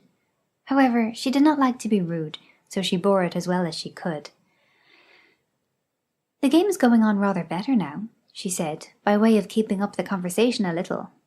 "'Tis so," said the Duchess, "and the moral of that is, oh, 'tis love that makes the world go round." "Somebody said," Alice whispered, "that it's done by everybody minding their own business." "Ah, well, it means much the same thing," said the Duchess, digging her sharp little chin into Alice's shoulder as she added, "and the moral of that is, take care of the sense, and the sounds will take care of themselves." How fond she is of finding morals in things, Alice thought to herself. "I dare say you're wondering why I don't put my arm around your waist," the Duchess said after a pause. "The reason is that I'm doubtful about the temper of your flamingo. Shall I try the experiment?" "He might bite," Alice cautiously replied, not feeling at all anxious to have the experiment tried. "Very true," said the Duchess. "Flamingos and mustard both bite. And the moral of that is, birds of a feather flock together." "Only mustard isn't a bird," Alice remarked. "Right, as usual," said the Duchess. "What a clear way you have of putting things." "It's a mineral, I think," said Alice. "Of course it is," said the Duchess, who seemed ready to agree to everything that Alice said. "There's a large mustard mine near here, and the moral of that is, the more there is of mine, the less there is of yours." "Oh, I know," exclaimed Alice, who had not attended to this last remark. "It's a vegetable. It doesn't look like one, but it is." "I quite agree with you," said the Duchess, "and the moral of that is, be what you would seem to be. Or, if you'd like to put it more simply, never imagine yourself not to be otherwise than what it might appear to others that what you were or might have been was not otherwise than what you had been would have appeared to them to be otherwise." "I think I should understand that better," Alice said very politely, "if I had written it down, but I can't quite follow it as you say it." "That's nothing to what I could say if I chose," the Duchess replied in a pleased tone. "Pray don't trouble yourself to say it any longer than that," said Alice. "Oh, don't talk about trouble," said the Duchess. "I make you a present of everything I've said as yet." "A cheap sort of present," thought Alice. "I'm glad they don't give birthday presents like this." But she did not venture to say it out loud. "Thinking again?" the Duchess asked, with another dig of her sharp little chin. "I've a right to think," said Alice sharply, for she was beginning to feel a little worried. "Just about as much right," said the Duchess, "as pigs have to fly." But here, to Alice's great surprise, the Duchess's voice died away, even in the middle of her favourite word, moral, and the arm that was linked into hers began to tremble. Alice looked up, and there stood the Queen in front of them, with her arms folded, frowning like a thunderstorm. "A fine day, your Majesty," the Duchess began in a low, weak voice. "Now, I give you fair warning," shouted the Queen, stamping on the ground as she spoke. "Either you or your head must be off, and that in about half no time. Take your choice." The Duchess took her choice, and was gone in a moment. "Let's go on with the game," the Queen said to Alice, and Alice was too much frightened to say a word, but slowly followed her back to the croquet ground. The other guests had taken advantage of the Queen's absence, and were resting in the shade. However, the moment they saw her, they hurried back to the game, the Queen merely remarking that a moment's delay would cost them their lives. All the time they were playing, the Queen never left off quarrelling with the other players, and shouting, "Off with his head," or "Off with her head." Those whom she sentenced were taken into custody by the soldiers, who of course had to leave off being archers to do this, so that by the end of half an hour or so there were no archers left, and all the players, except the King, the Queen, and Alice, were in custody and under sentence of execution. Then the Queen left off, quite out of breath, and said to Alice, "Have you seen the mock turtle yet?" "No," said Alice. "I don't even know what a mock turtle is." "It's the thing mock turtle soup is made from," said the Queen. "I never saw one or heard of one," said Alice. "Come on then," said the Queen, "and he shall tell you his history." As they walked off together, Alice heard the King say in a low voice to the company generally, "You are all pardoned." "Come, that's a good thing," she said to herself, for she had felt quite unhappy at the number of executions the Queen had ordered. They very soon came upon a griffin lying fast asleep in the sun. If you don't know what a griffin is, look at the picture. "Up, lazy thing," said the Queen, and take this young lady to see the Mock Turtle, and to hear his history. I must go back and see after some executions I have ordered." And she walked off, leaving Alice alone with the Griffin. Alice did not quite like the look of the creature, but on the whole she thought it would be quite as safe to stay with it as to go after that savage queen, so she waited. The Griffin sat up and rubbed its eyes, then it watched the queen till she was out of sight, then it chuckled. "What fun!" said the Griffin, half to itself, half to Alice. "What is the fun?" said Alice. "Why, she," said the Griffin. "It's all her fancy, that. They never executes nobody, you know. Come on." "Everyone says 'come on' here," thought Alice, as she went slowly after it. "I never was so ordered about in all my life, never." They had not gone far before they saw the Mock Turtle in the distance, sitting sad and lonely on a little ledge of rock, and as they came nearer, Alice could hear him sighing as if his heart would break. She pitied him deeply. "What is his sorrow?" she asked the Griffin, and the Griffin answered, very nearly in the same words as before, "It's all his fancy, that. He hasn't got no sorrow, you know. Come on." So they went up to the Mock Turtle, who looked at them with large eyes full of tears, but said nothing. "This here young lady," said the Griffin, "she wants for to know your history, she do." "I'll tell it her," said the Mock Turtle in a deep, hollow tone. "Sit down, both of you, and don't speak a word till I've finished." So they sat down, and nobody spoke for some minutes. Alice thought to herself, "I don't see how he can ever finish, if he doesn't begin." But she waited patiently. "Once," said the Mock Turtle at last, with a deep sigh, "I was a real turtle." These words were followed by a very long silence, broken only by an occasional exclamation of "Her!" from the Griffin, and the constant heavy sobbing of the Mock Turtle. Alice was very nearly getting up and saying, "Thank you, sir, for your interesting story," but she could not help thinking there must be more to come, so she sat still and said nothing. "When we were little," the Mock Turtle went on at last, more calmly, though still sobbing a little now and then, "we went to school in the sea. The master was an old turtle. We used to call him Tortoise." "Why did you call him Tortoise if he wasn't one?" Alice asked. "We called him Tortoise because he taught us," said the Mock Turtle angrily. "Really, you are very dull."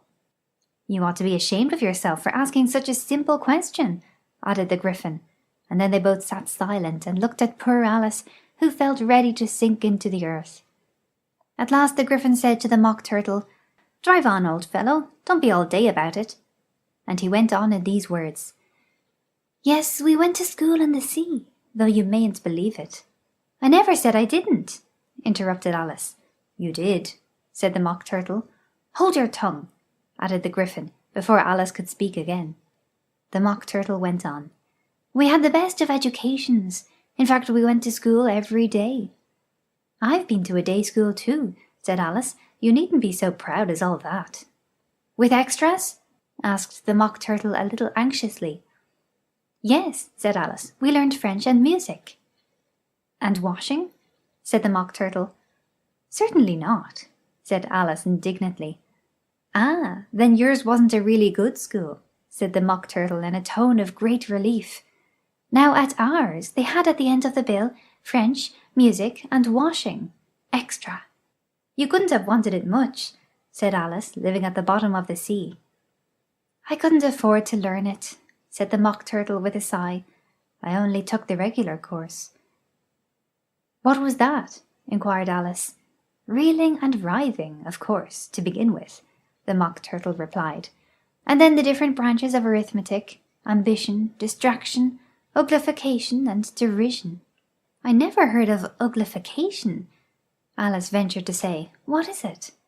The Griffin lifted up both its paws in surprise. "What? Never heard of uglifying?" it exclaimed. "You know what to beautify is, I suppose?" "Yes," said Alice doubtfully. "It means to make anything prettier." "Well then," the Griffin went on, "if you don't know what to uglify is, you are a simpleton." Alice did not feel encouraged to ask any more questions about it, so she turned to the Mock Turtle and said, "What else had you to learn?" "Well, there was mystery," the Mock Turtle replied, counting off the subject on his flappers, mystery, ancient and modern, with seaography, then drawling.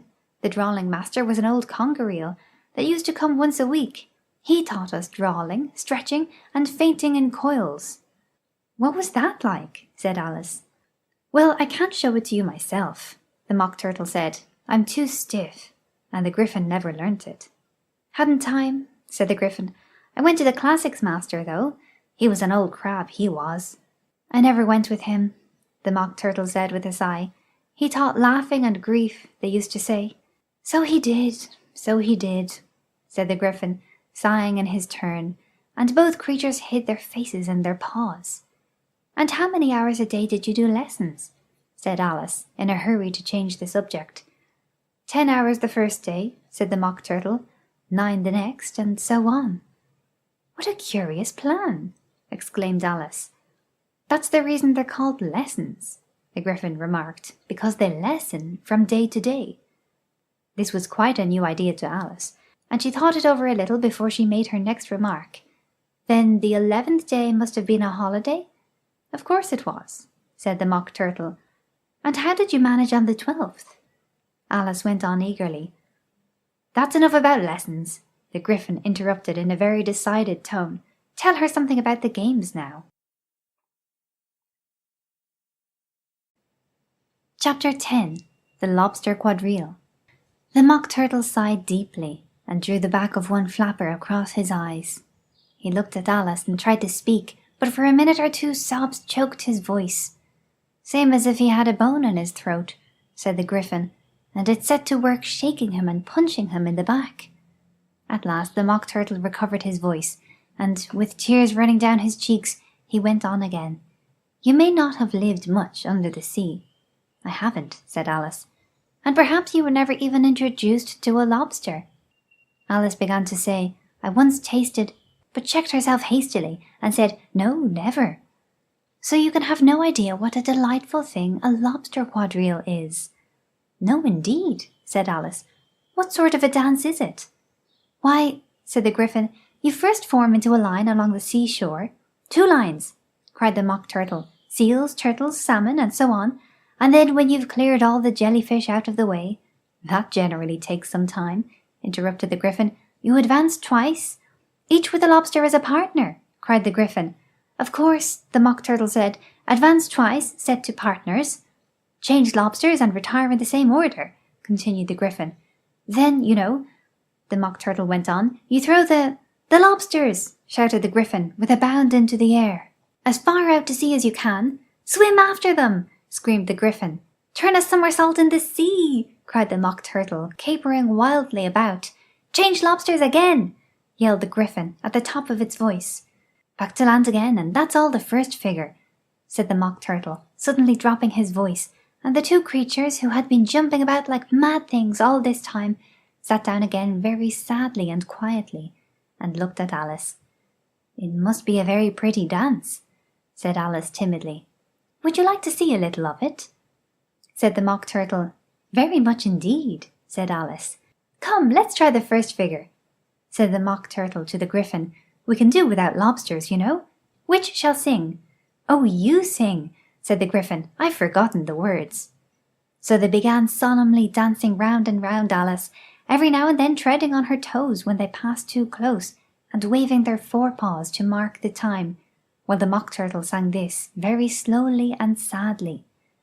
Will you walk a little faster, said a whiting to a snail. There's a porpoise close behind us, and he's treading on my tail. See how eagerly the lobsters and the turtles all advance. They are waiting on the shingle. Will you come and join the dance? Will you, won't you, will you, won't you, will you join the dance? Will you, won't you, will you, won't you join the dance? You can really have no notion how delightful it will be when they take us up and throw us with the lobsters out to sea. But the snail replied too far, and gave a look askance. Said he thanked the whiting kindly, but he would not join the dance. Would not, could not, would not, could not, would not join the dance. Would not, could not, would not, could not join the dance. What matters it how far we go? His scaly friend replied. There is another shore, you know, upon the other side. The further off from England, the nearer is to France. Then turn not pale, beloved snail, but come and join the dance. Will you, won't you, will you, won't you, will you join the dance? Will you, won't you, will you, won't you join the dance? Thank you, it's a very interesting dance to watch, said Alice, feeling very glad that it was over at last. And I do so like that curious song about the whiting. Oh, as to the whiting, said the Mock Turtle, you've seen them, of course? Yes, said Alice, I've often seen them at Din. She checked herself hastily. I don't know where Din may be, said the Mock Turtle, but if you've seen them so often, of course you'll know what they're like. I believe so, Alice replied thoughtfully. They have their tails in their mouths, and they're all over crumbs. You're wrong about the crumbs, said the Mock Turtle. Crumbs would all wash off in the sea, but they have their tails in their mouths, and the reason is— Here the Mock Turtle yawned and shut his eyes. Tell her about the reason and all that, he said to the Gryphon. The reason is, said the Gryphon, that they would go with the lobsters to the dance, so they got thrown out to sea, so they had to fall a long way, so they got their tails fast in their mouths, so they couldn't get them out again. That's all. Thank you, said Alice. It's very interesting. I never knew so much about a whiting before. I can tell you more than that, if you like, said the Gryphon. Do you know why it's called a whiting?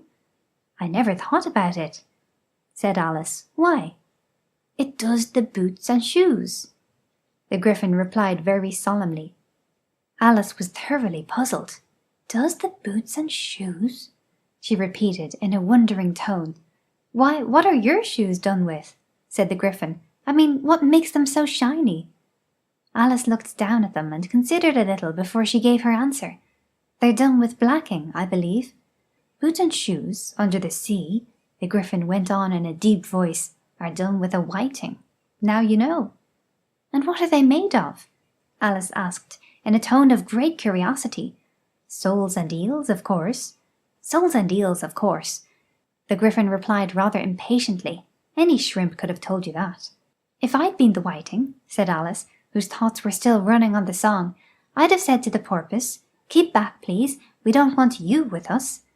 They were obliged to have him with them, the Mock Turtle said. No wise fish would go anywhere without a porpoise.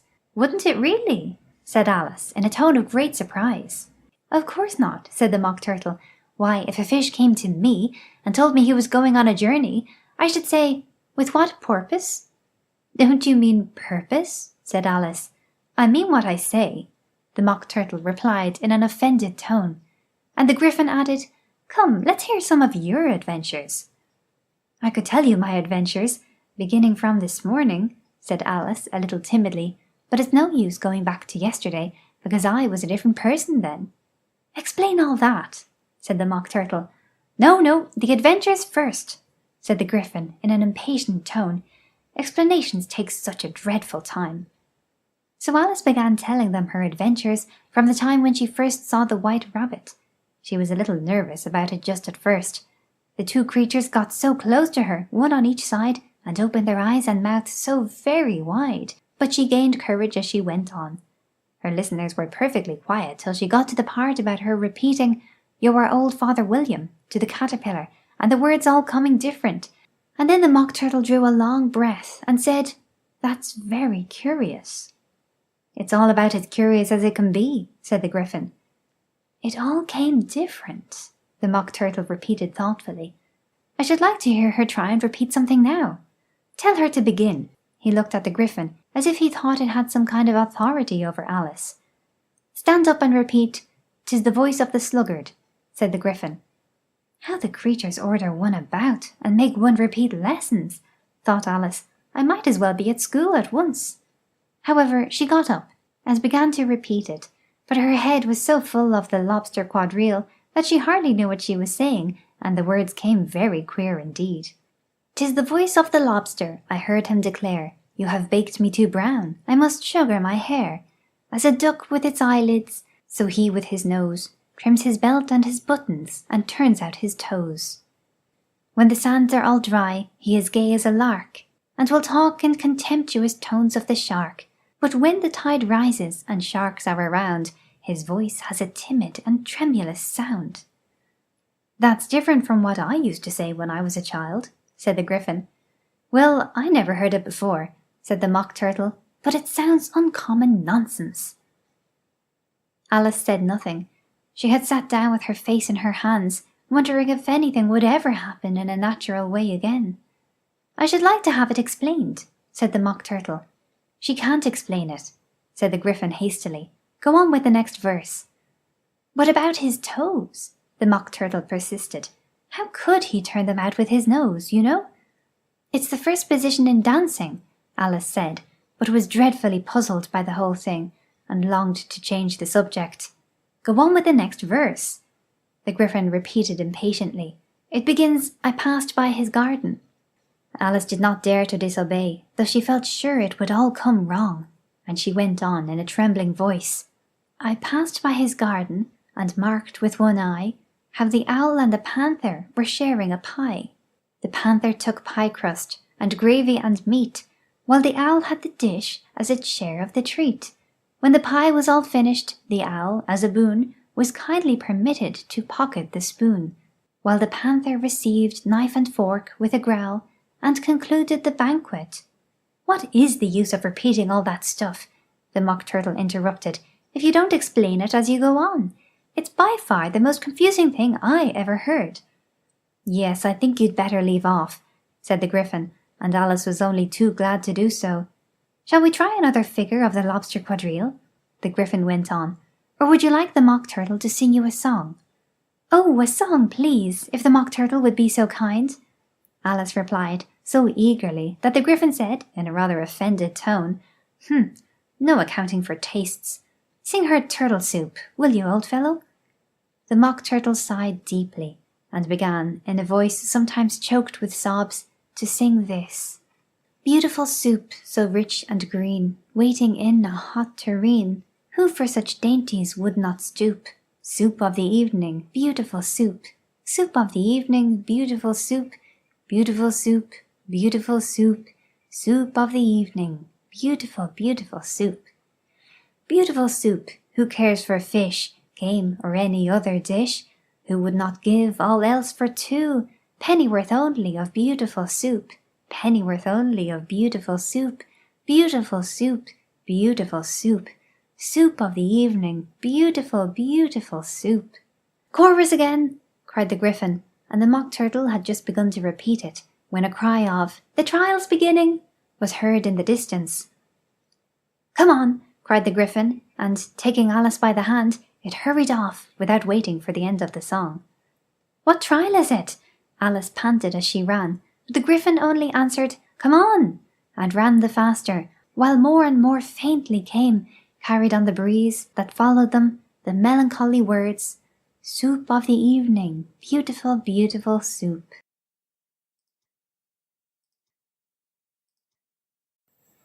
Chapter 11. Who Stole the Tarts? The King and Queen of Hearts were seated on their throne when they arrived, with a great crowd assembled about them, all sorts of little birds and beasts, as well as the whole pack of cards. The knave was standing before them, in chains, with a soldier on each side to guard him, and near the king was the White Rabbit, with a trumpet in one hand and a scroll of parchment in the other. In the very middle of the court was a table, with a large dish of tarts upon it. They looked so good that it made Alice quite hungry to look at them. "I wish they'd get the trial done," she thought, "and hand round the refreshments." But there seemed to be no chance of this, so she began looking at everything about her to pass away the time.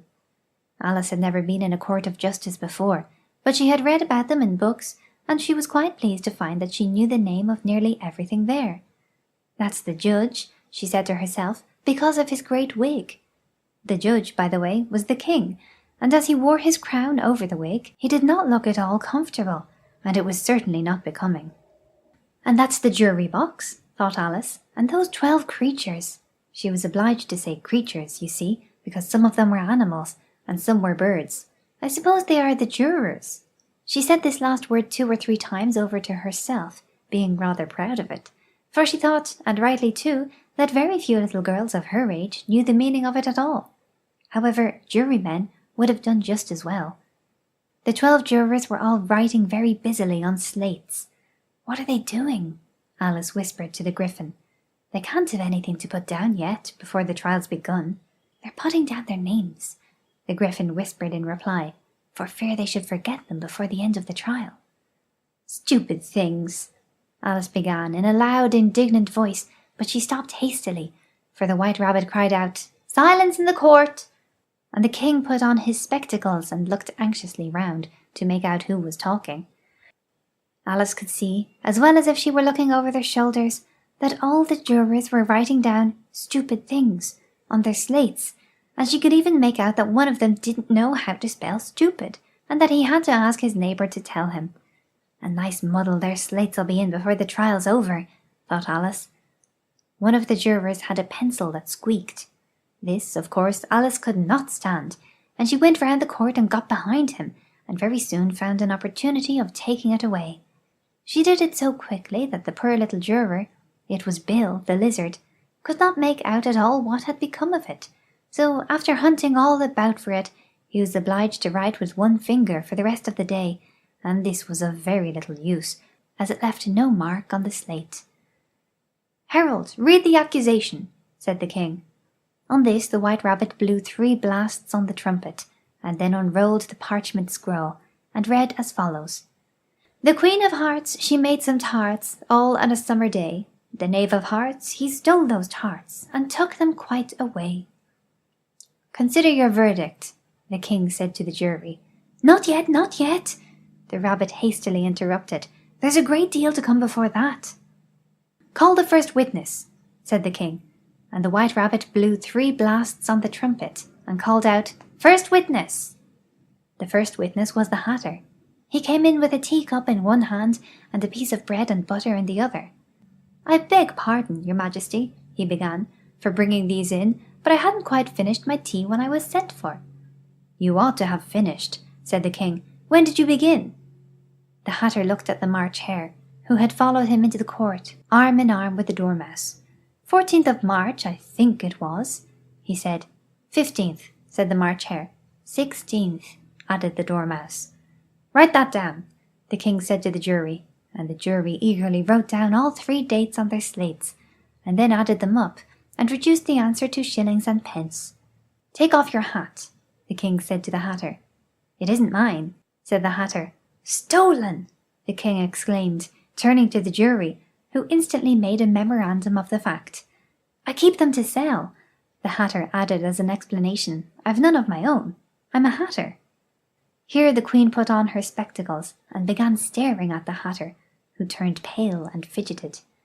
"Give your evidence," said the king, "and don't be nervous, or I'll have you executed on the spot." This did not seem to encourage the witness at all. He kept shifting from one foot to the other, looking uneasily at the Queen, and in his confusion he bit a large piece out of his teacup instead of the bread and butter. Just at this moment Alice felt a very curious sensation, which puzzled her a good deal until she made out what it was. She was beginning to grow larger again, and she thought at first she would get up and leave the court, but on second thoughts she decided to remain where she was as long as there was room for her. "I wish you wouldn't squeeze so," said the Dormouse, who was sitting next to her. "I can hardly breathe." "I can't help it," said Alice very meekly. "I'm growing." "You've no right to grow here," said the Dormouse. "Don't talk nonsense," said Alice more boldly. "You know you're growing too." "Yes, but I grow at a reasonable pace," said the Dormouse. "Not in that ridiculous fashion." And he got up very sulkily and crossed over to the other side of the court. All this time the Queen had never left off staring at the Hatter, and just as the Dormouse crossed the court, she said to one of the officers of the court, "Bring me the list of singers in the last concert," on which the wretched Hatter trembled so that he shook both his shoes off. "Give your evidence," the king repeated angrily, "or I'll have you executed, whether you're nervous or not." "I'm a poor man, your Majesty," the Hatter began in a trembling voice, "and I hadn't begun my tea, not above a week or so, and what with the bread and butter getting so thin, and the twinkling of the tea—" "The twinkling of the what?" said the king. "It began with the tea," the Hatter replied. "Of course twinkling begins with a T," said the king sharply. "Do you take me for a dunce? Go on." "I'm a poor man," the Hatter went on. and most things twinkled after that. Only the March Hare said—" "I didn't," the March Hare interrupted in a great hurry. "You did," said the Hatter. "I deny it," said the March Hare. "He denies it," said the King. "Leave out that part." "Well, at any rate, the Dormouse said—" the Hatter went on, looking anxiously round to see if he would deny it too, but the Dormouse denied nothing, being fast asleep. "After that," continued the Hatter, "I cut some more bread and butter." "But what did the Dormouse say?" one of the jury asked. "That I can't remember," said the Hatter. "You must remember," remarked the King, "or I'll have you executed." The miserable Hatter dropped his teacup and bread and butter, and went down on one knee. "I'm a poor man, your Majesty," he began. "You're a very poor speaker," said the King.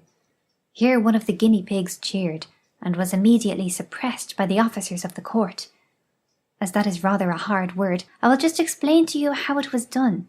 They had a large canvas bag, which tied up at the mouth with strings. Into this they slipped the guinea pig, head first, and then sat upon it. "I'm glad I've seen that done," thought Alice. "I've so often read in the newspapers, at the end of trials, there were some attempts at applause, which was immediately suppressed by the officers of the court, and I never understood what it meant till now." "If that's all you know about it, you may stand down," continued the King. "I can go no lower," said the Hatter. "I'm on the floor as it is." "Then you may sit down," the King replied. Here the other guinea pig cheered, and was suppressed. "Come, that finished the guinea pigs," thought Alice. "Now we shall get on better." "I'd rather finish my tea," said the Hatter, with an anxious look at the Queen, who was reading the list of singers.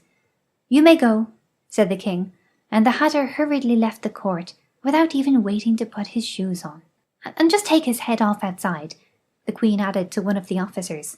But the Hatter was out of sight before the officer could get to the door. "Call the next witness," said the King.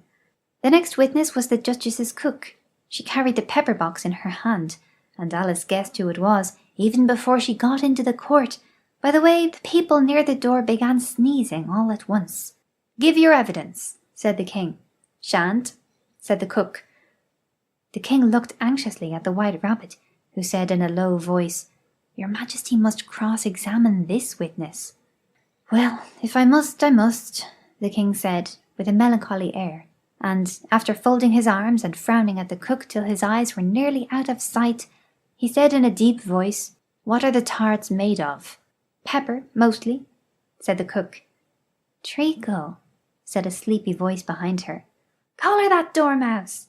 the Queen shrieked out. "Behead that Dormouse! Turn that Dormouse out of court! Suppress him! Pinch him! Off with his whiskers!" For some minutes the whole court was in confusion, getting the Dormouse turned out, and by the time they had settled down again, the cook had disappeared. "Never mind," said the King, with an air of great relief. "Call the next witness." And he added in an undertone to the Queen, "Really, my dear, you must cross-examine the next witness. It quite makes my forehead ache." Alice watched the White Rabbit as he fumbled over the list, feeling very curious to see what the next witness would be like. "For they haven't got much evidence yet," she said to herself. Imagine her surprise when the White Rabbit read out, at the top of his shrill little voice, the name Alice. Chapter 12. Alice's Evidence. "Here!" cried Alice, quite forgetting in the flurry of the moment how large she had grown in the last few minutes, and she jumped up in such a hurry that she tipped over the jury box with the edge of her skirt, upsetting all the jurymen onto the heads of the crowd below, and there they lay sprawling about, reminding her very much of a globe of goldfish she had accidentally upset the week before. "Oh, I beg your pardon!" she exclaimed in a tone of great dismay, and began picking them up again as quickly as she could, for the accident of the goldfish kept running in her head, and she had a vague sort of idea that they must be collected at once and put back into the jury box, or they would die. "The trial cannot proceed," said the King in a very grave voice, "until all the jurymen are back in their proper places. All," he repeated with great emphasis, looking hard at Alice as he said so. Alice looked at the jury box and saw that, in her haste, she had put the lizard in head downwards, and the poor little thing was waving its tail about in a melancholy way, being quite unable to move. She soon got it out again and put it right. "Not that it signifies much," she said to herself, I should think it would be quite as much use in the trial one way up as the other."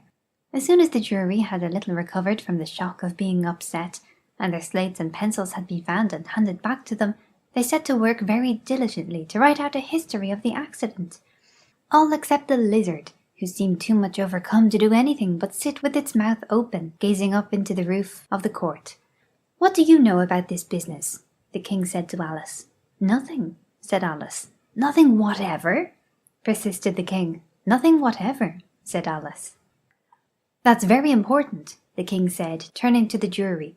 They were just beginning to write this down on their slates when the White Rabbit interrupted. "Unimportant, your Majesty means, of course," he said in a very respectful tone, but frowning and making faces at him as he spoke. Unimportant, of course I meant," the king hastily said, and went on to himself in an undertone.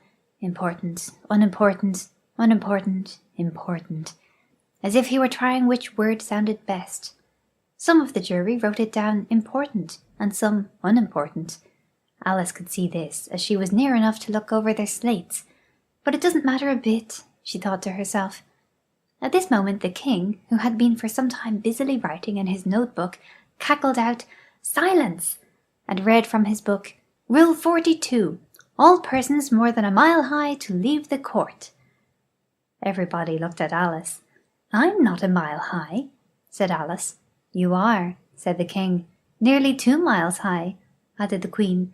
"Well, I shan't go, at any rate," said Alice. "Besides, that's not a regular rule. You just invented it now." "It's the oldest rule in the book," said the king. "Then it ought to be number 1, said Alice. The king turned pale and shut his notebook hastily. "Consider your verdict," he said to the jury in a low, trembling voice. "There's more evidence to come yet, please, your Majesty," said the White Rabbit, jumping up in a great hurry. "This paper has just been picked up." "What's in it?" said the queen. "I haven't opened it yet," said the White Rabbit, "but it seems to be a letter, written by the prisoner to somebody." "It must have been that," said the king, "unless it was written to nobody, which isn't usual, you know." "Who is it directed to?" said one of the jurymen. "It isn't directed at all," said the White Rabbit. "In fact, there's nothing written on the outside." He unfolded the paper as he spoke, and added, "It isn't a letter after all, it's a set of verses." "Are they in the prisoner's handwriting?" asked another of the jurymen. "No, they're not," said the White Rabbit, "and that's the queerest thing about it." The jury all looked puzzled. "He must have imitated somebody else's hand," said the king. The jury all brightened up again. "Please, your Majesty," said the knave, "I didn't write it, and they can't prove I did. There's no name signed at the end." "If you didn't sign it," said the king, "that only makes the matter worse. You must have meant some mischief, or else you'd have signed your name like an honest man." There was a general clapping of hands at this. It was the first really clever thing the king had said that day. "That proves his guilt," said the queen. "It proves nothing of the sort," said Alice. "Why, you don't even know what they're about." "Read them," said the king. The White Rabbit put on his spectacles. "Where shall I begin, please, your Majesty?" he asked. "Begin at the beginning," the king said very gravely, "and go on till you come to the end, then stop." These were the verses the White Rabbit read. "They told me you had been to her, and mentioned me to him. She gave me a good character, but said I could not swim. He sent them word I had not gone. We know it to be true. If she should push the matter on, what would become of you? I gave her 1, they gave him 2. You gave us 3 or more. They all returned from him to you, though they were mine before. If I or she should chance to be involved in this affair, he trusts to you to set them free, exactly as we were. My notion was that you had been, before she had this fit, an obstacle that came between him and ourselves and it. Don't let him know she liked them best, for this must ever be a secret kept from all the rest, between yourself and me." "That's the most important piece of evidence we've heard yet," said the king, rubbing his hands. "So now let the jury—" "If any one of them can explain it," said Alice. She had grown so large in the last few minutes that she wasn't a bit afraid of interrupting him. "I'll give him 6 pence. I don't believe there's an atom of meaning in it." The jury all wrote down on their slates, "She doesn't believe there's an atom of meaning in it," but none of them attempted to explain the paper. "If there's no meaning in it," said the king, "that saves a world of trouble, you know, as we needn't try to find any. And yet I don't know," he went on, spreading out the verses on his knee and looking at them with one eye. "I seem to see some meaning in them after all. Said I could not swim. You can't swim, can you?" he added, turning to the knave. The knave shook his head sadly. "Do I look like it?" he said, which he certainly did not, being made entirely of cardboard. "All right, so far," said the king, and he went on muttering over the verses to himself. "We know it to be true. That's the jury, of course. I gave her one, they gave him two. Why, that must be what he did with the tarts, you know. But it goes on, they all returned from him to you," said Alice. "Why, there they are," said the king triumphantly, pointing to the tarts on the table. "Nothing can be clearer than that. Then again, before she had this fit— you never had fits, my dear, I think?" he said to the queen. "Never!" said the queen furiously, throwing an inkstand at the lizard as she spoke. The unfortunate little Bill had left off writing on his slate with one finger, as he found it made no mark, but now he hastily began again, using the ink that was trickling down his face, as long as it lasted. "Then the words don't fit you," said the king, looking round the court with a smile. There was a dead silence. "It's a pun," the king added in an offended tone, and everybody laughed. "Let the jury consider their verdict," the king said, for about the 20th time that day. "No, no," said the queen. "Sentence first, verdict afterwards." "Stuff and nonsense," said Alice loudly. "The idea of having the sentence first." "Hold your tongue," said the queen, turning purple. "I won't," said Alice. "Off with her head," the queen shouted at the top of her voice. Nobody moved.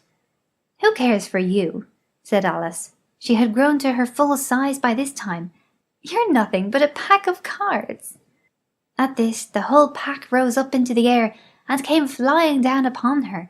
She gave a little scream, half of fright and half of anger, and tried to beat them off, and found herself lying on the bank, with her head in the lap of her sister, who was gently brushing away some dead leaves that had fluttered down from the trees upon her face. "Wake up, Alice, dear," said her sister. "Why, what a long sleep you've had."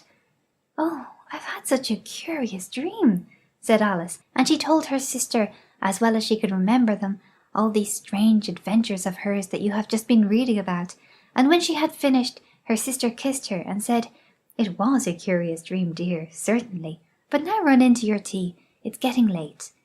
So Alice got up and ran off, thinking while she ran, as well she might, what a wonderful dream it had been. But her sister sat still just as she left her, leaning her head on her hand, watching the setting sun and thinking of little Alice and all her wonderful adventures, till she too began dreaming after a fashion, and this was her dream. First she dreamed of little Alice herself, and once again the tiny hands were clasped upon her knee, and the bright eager eyes were looking up into hers.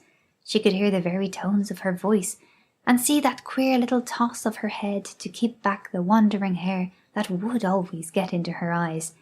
And still, as she listened, or seemed to listen, the whole place around her became alive with the strange creatures of her little sister's dream. The long grass rustled at her feet as the white rabbit hurried by. The frightened mouse splashed his way through the neighbouring pool. She could hear the rattle of teacups as the March Hare and his friends shared their never-ending meal, and the shrill voice of the queen ordering off her unfortunate guests to execution. Once more the pig baby was sneezing on the Duchess's knee, while plates and dishes crashed around it. Once more the shriek of the griffin, the squeaking of the lizard's slate pencil, and the choking of the suppressed guinea pigs filled the air, mixed up with the distant sobs of the miserable mock turtle. So she sat on, with closed eyes, and half believed herself in Wonderland, though she knew she had but to open them again, and all would change to dull reality. The grass would only be rustling in the wind, and the pool rippling to the waving of the reeds, and the rattling teacups would change to tinkling sheep bells, and the queen's shrill cries to the voice of the shepherd boy, and the sneeze of the baby, the shriek of the griffin, and all the other queer noises would change, she knew, to the confused clamour of the busy farmyard, while the lowing of the cattle in the distance would take the place of the Mock Turtle's heavy sobs. Lastly, she pictured to herself how this same little sister of hers would, in the after-time, be herself a grown woman, and how she would keep, through all her riper years, the simple and loving heart of her childhood, and how she would gather about her other little children and make their eyes bright and eager with many a strange tale, perhaps even with the dream of Wonderland of long ago, and how she would feel with all their simple sorrows, and find a pleasure in all their simple joys, remembering her own child life and the happy summer days.